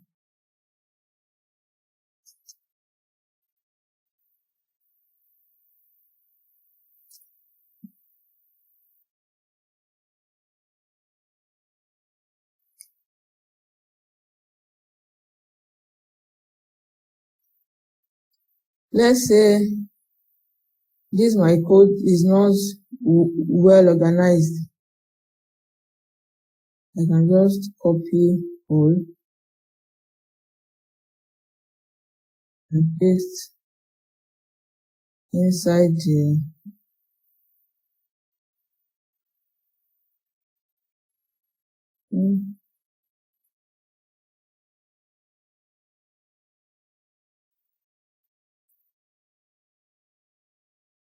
So I can just do Control A, Control C,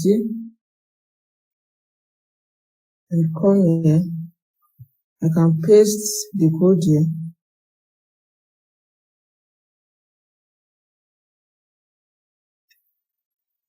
Then I'll click on Beautify. Then I can now copy the results, paste this back into my code.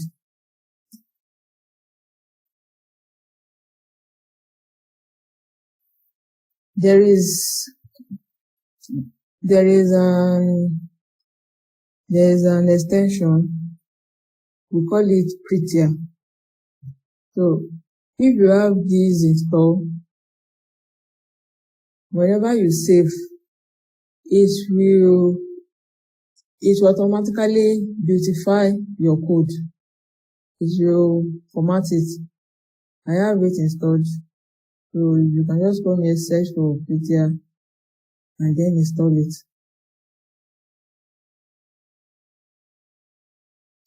Now Next thing is HTML entities. So like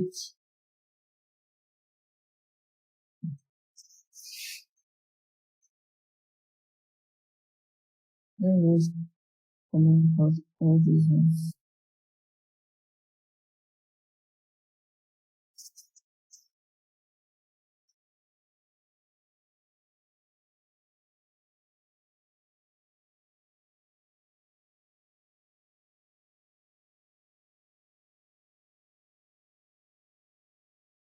Let me make it like this.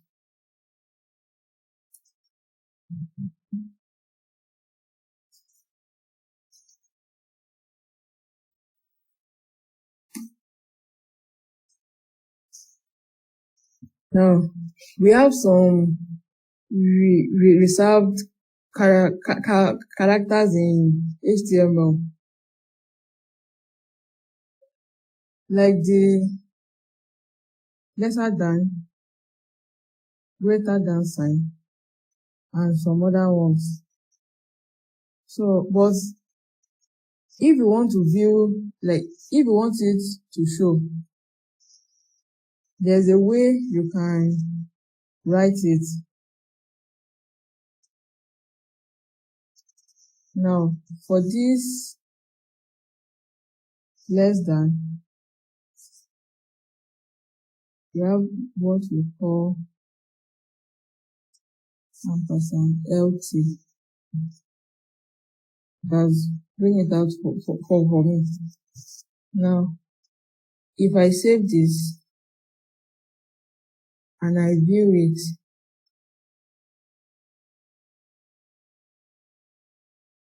it will bring this out for me. There's one that we can also use for spacing. Now, let's say you input a lot of space here.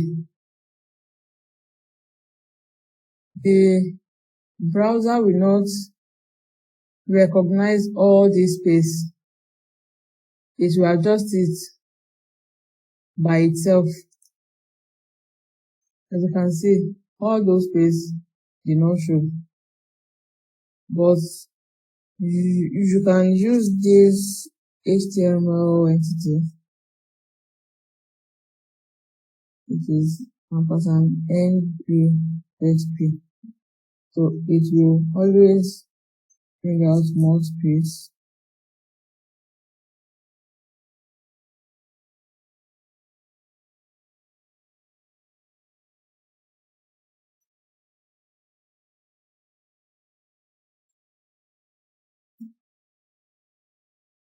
Then goes out like 5, so that the space will be visible enough.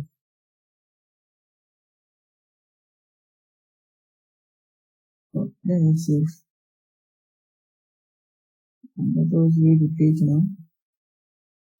As you can see, the space here. But if you just add it without this HTML,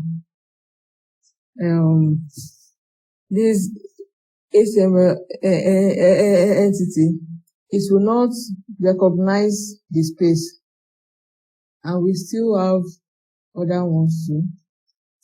For the greater than sign, we have the GT, which means greater than. You can check the rest up by yourself. It is on W3 school as well. So we are done for HTML. Let's move to GitHub so that we can push the code that we have written. Do we all have Git?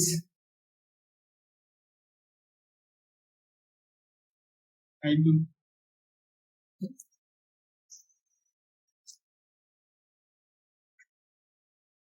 Okay. Now, I mean, not GitHub, but the Git app on our system. Let me just check. Okay. We can just go to this website and download the app because we will need it. So I will just give us like 3 minutes to do that.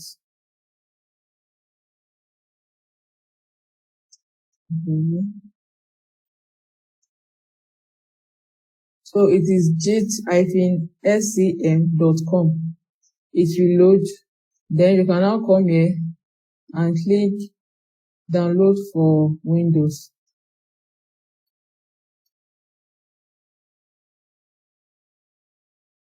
So you can click here to download the latest version. Since I have it, I will not want to download it again, but it is just the normal way you download and install. So you can download it and install it. Do we get it? Yes. Okay. So that we can use the remaining 15 minutes or so to quickly work on Git. So while we are trying to install it,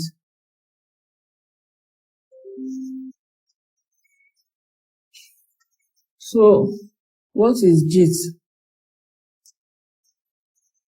Git is a version control system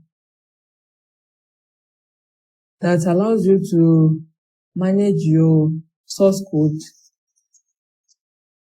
You can use it to track changes on your code and to know who made the changes, and it also allows for collaboration.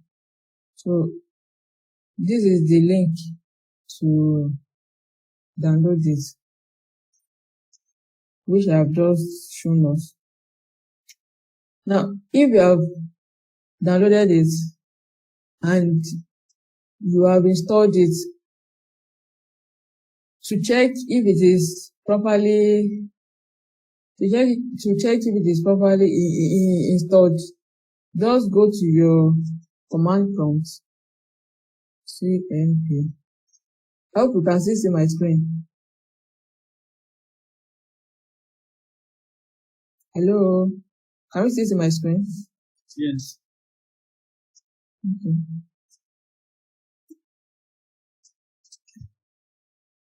So it will bring out the command prompt,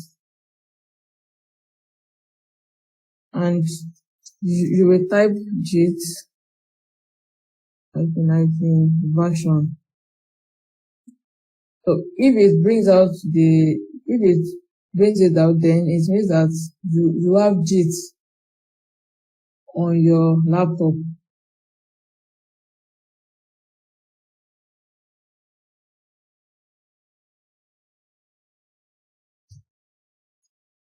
So have we been able to download it?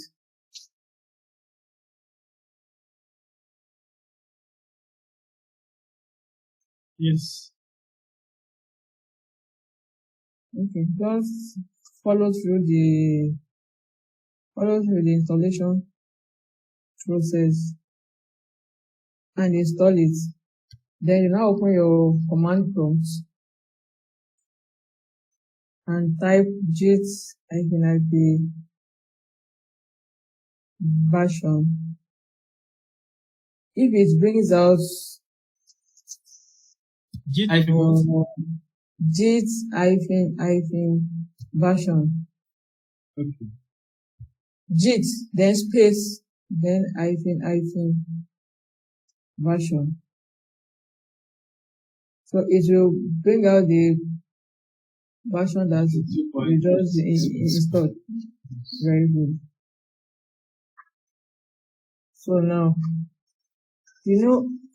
we have said earlier that you should open GitHub account. Now, Git is different from GitHub. In what way? Now, you will install Git and maintain it on your laptop, while Git is cloud-based. You mean GitHub is cloud-based? Sorry, GitHub is cloud-based, not just on your local system. And for Git, you use it to manage your source code history still on your laptop, while GitHub is a version hosting service for Git repositories. So they work together, and you will understand it soon. So now,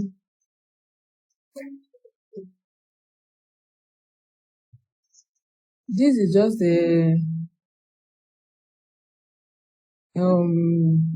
just like an image which tells us now from this working directory to this Git commit is mainly on our local system. So you have your files.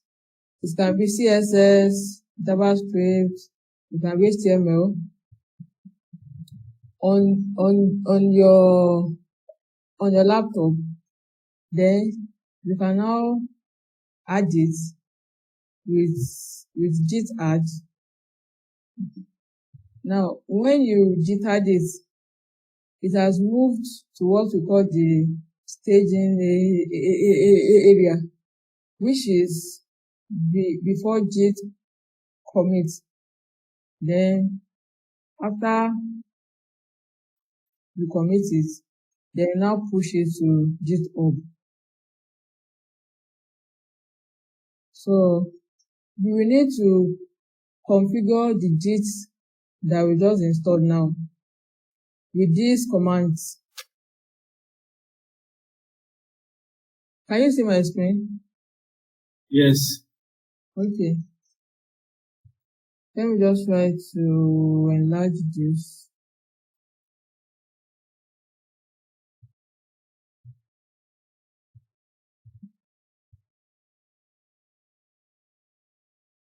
Are we still using command prompt, or we should open Yes. Command prompt. Command prompts. Okay. Yes.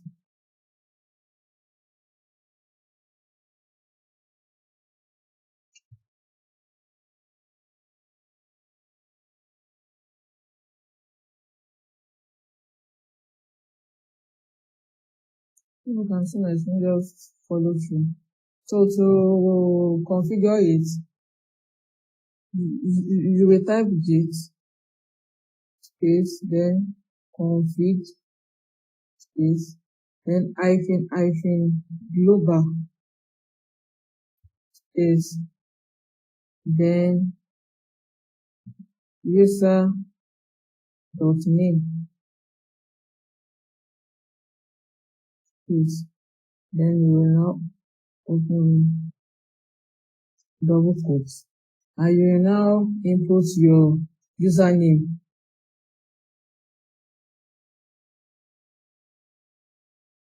Is it the username for GitHub or we'll pick a username afresh?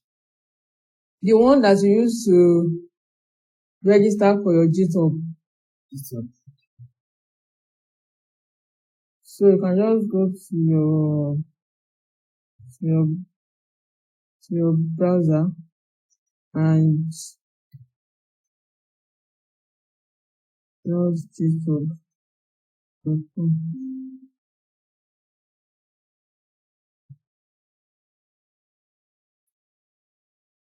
So your username will show here. This is mine. So that is what you will type for that one. Like for the username.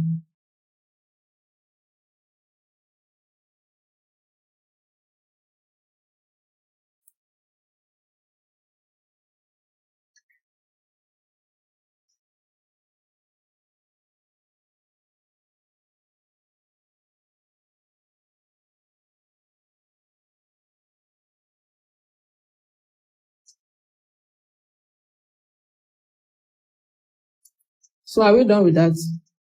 Yes. Okay. So after that one,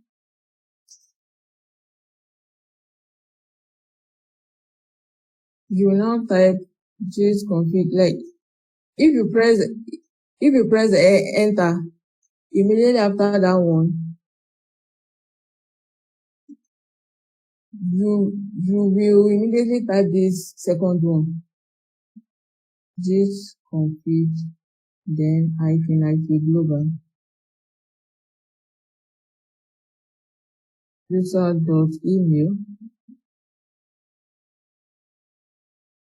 Make sure you follow this. Then your email, the one that you use to register on GitHub, that is what should be here.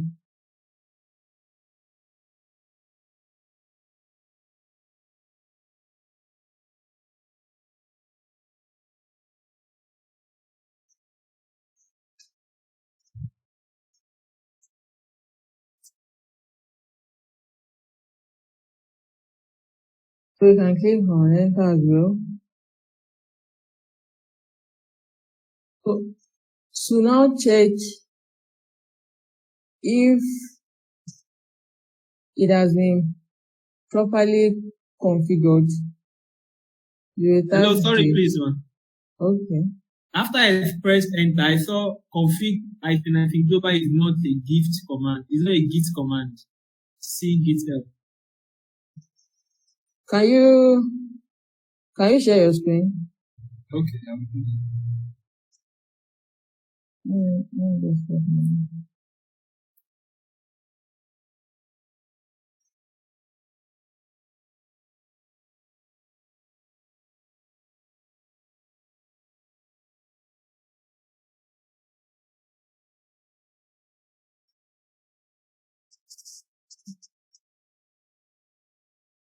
There should Can you see it now?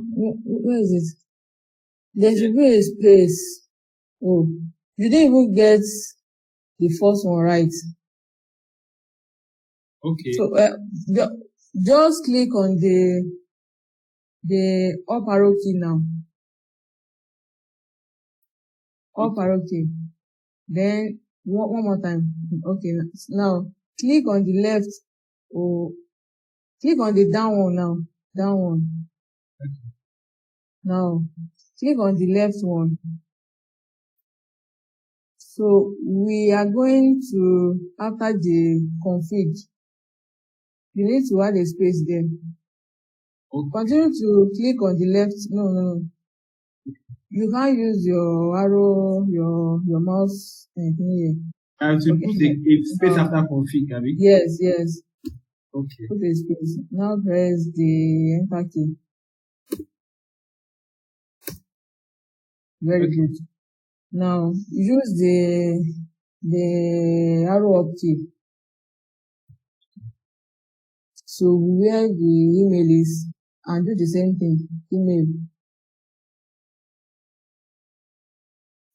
One more time. So now scroll to that page and give it space.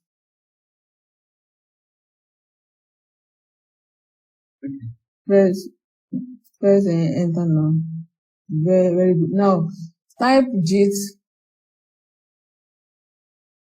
space, then config, then -L space. No space after config. Space. Okay. -L. L. Okay. Now press enter. Very good. Now it means it has been properly configured. Now if you check the last two lines, you will see user.name is equal to your name, then yes. User. So you can now close your screen so that I can share mine, and let us continue. Did we all get it up to that point?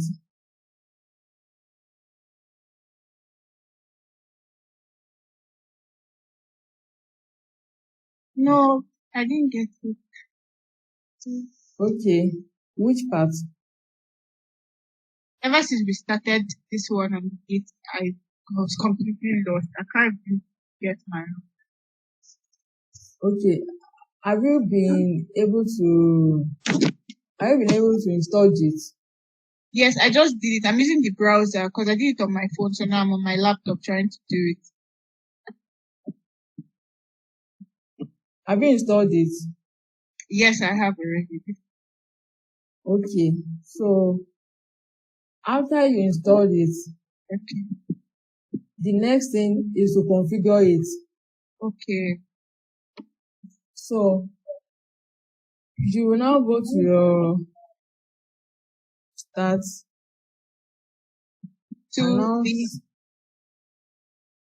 I think you should share your screen so she can see it. No, I'm not. I think it's not installed. I think it's the browser.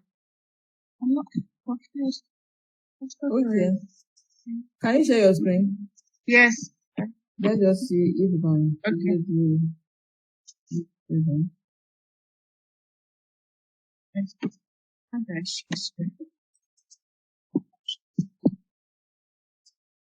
You will see one. Okay, she will have to open the meeting on your laptop first. Okay. You have to open this Google meeting on your laptop. Okay, yes, it's on my laptop now. Okay. Then present screen, Abby. Yes. Then you come to this place. So let me stop my own. Okay. Present now my entire screen. Yes. Okay. Sorry, can you see it now? Entire screen. No. Yeah. You will still need to click on it, like it will bring share. out a pop-up. Yes. Okay, share. You will click on it before you click on share. Can you see it now? Yes. It's coming up already. Okay. So I'm in the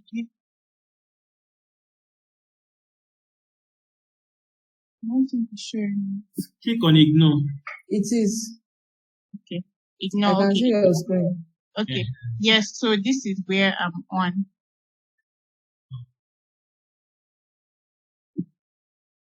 Can you see it? Have you installed it? Yeah, on the browser. No. You download first. You download. Okay. Not Git up. Okay. Wait, let me go to where I signed. Now, Git is different from GitHub. GitHub, yes. Okay, so I got the wrong. No, yes. Wait. You would have registered on GitHub. Yes, I registered on. So leave that one now. Okay. just search for Git download. Okay. Download. Press enter. Oh, Now click on the first one. okay.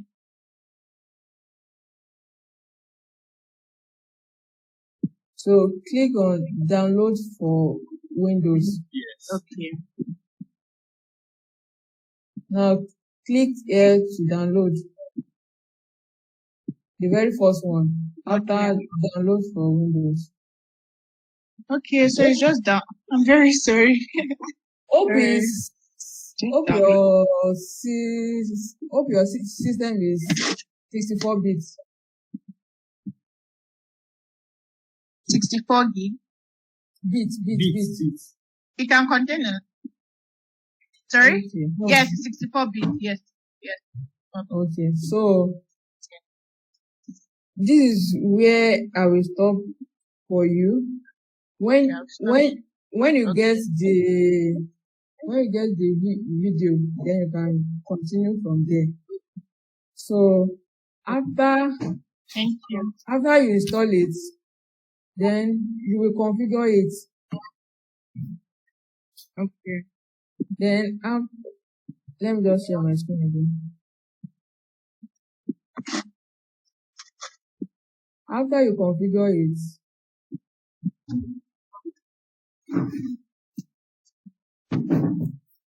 then you will use git-config -l to check if it's properly configured. Then as I said, this is just to manage your files on your local system.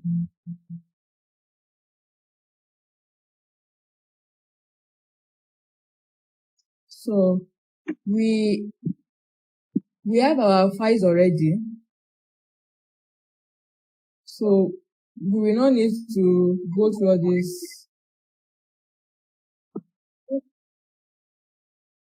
Maybe I should quickly go through it so that we can understand. So what I want to do now is to make a directory, and we normally use mkdir. Then the project name, but make sure that you are inside the right directory that you want. Now, let me CD into my desktop because I want this to be on my desktop. Now, make directory means to make a new folder. So now, you will type the name of that folder.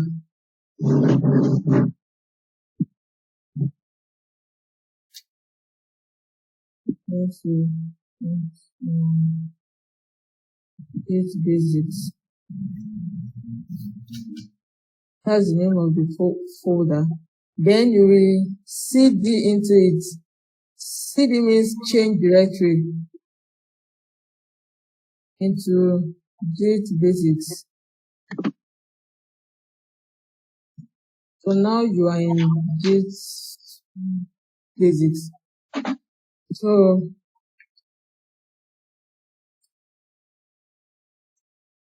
let me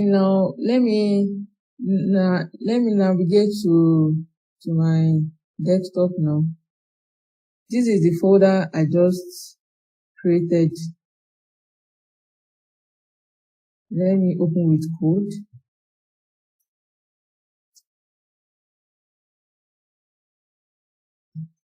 And add a new file.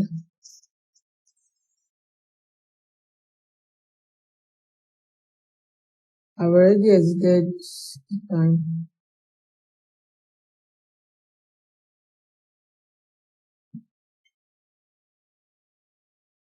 So I've added a new folder. Just type HTML.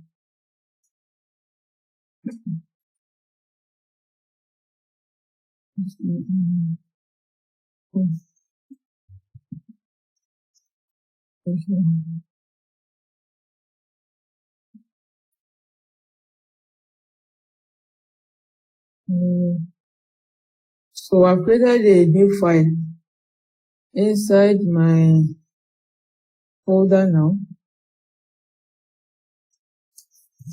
Now, the first command is Git init. Sir?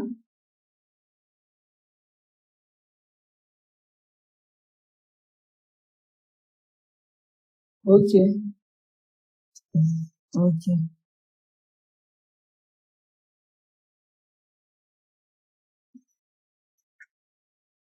So you can also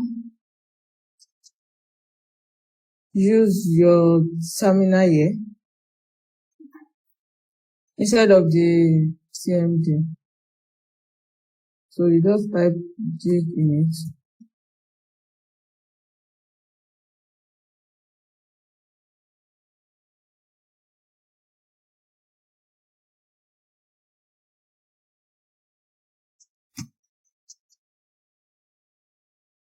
So if you initialize it,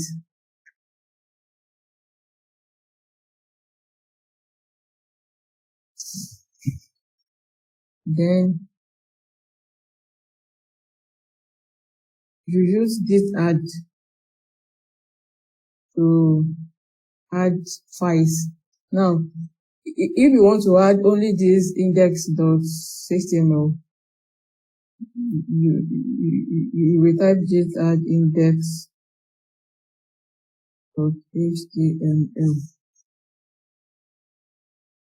But I want to add all of these files.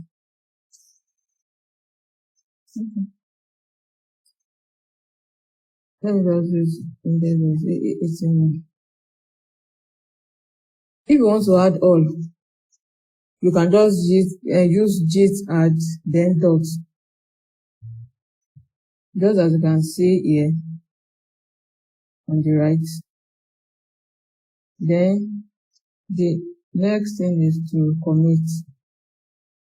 This commit, I think, M. Then let's say this is our first commit. Now, this double quotes, you should try and explain the changes that you made here. Though it should still be short but precise.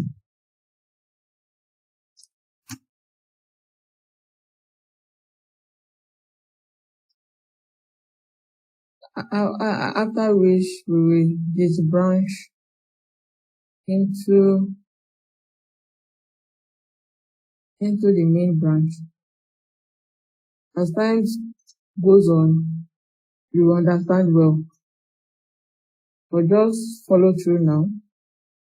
As you can see that it has changed from this master to main. So now add this file. You can now open your GitHub page. You will now add a new repository.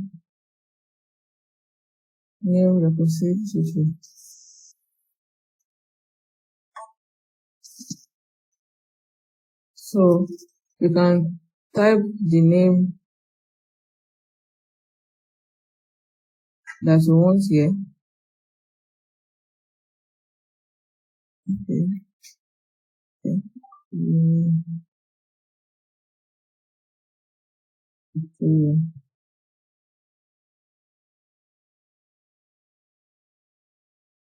So if the name is available, it will tick it. Then you can add description here.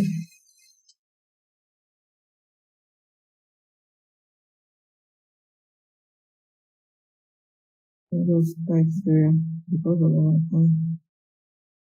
Then you can now choose if you want everyone to see it or you want it to be private. Then you can add the README file.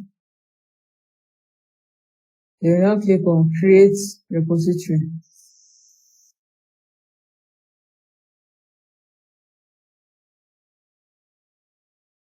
So you will now come to this code, copy this link. That is what you will now add here in your terminal. Git remote, and then you now paste that link. Just must add origin.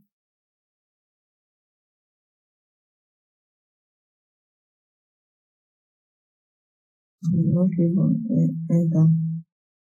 Then you can now push. Git push. Now, since you are opening this repository for the first time, this push will not just work like that. You will need to set the upstream. We normally use set upstream. Let me just copy and paste this one. Okay.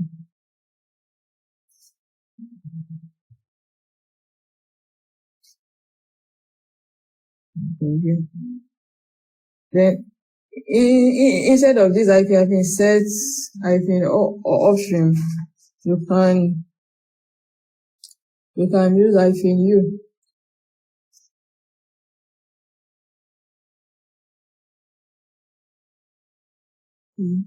Bringing out another u.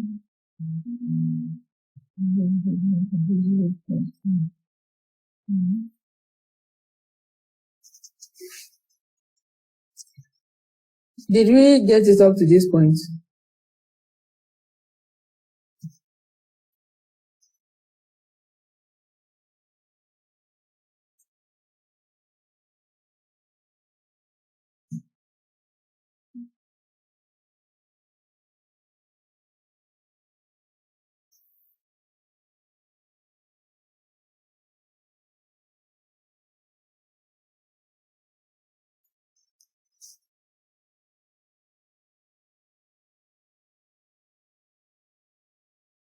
I think it is bringing out this thing because of the README file that I added.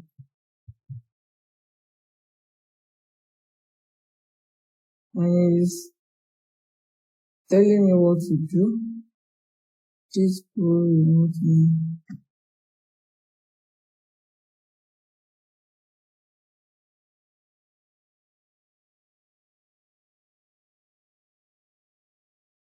So as not to waste our time, immediately after this git push hyphen u sets, then you can now come to your GitHub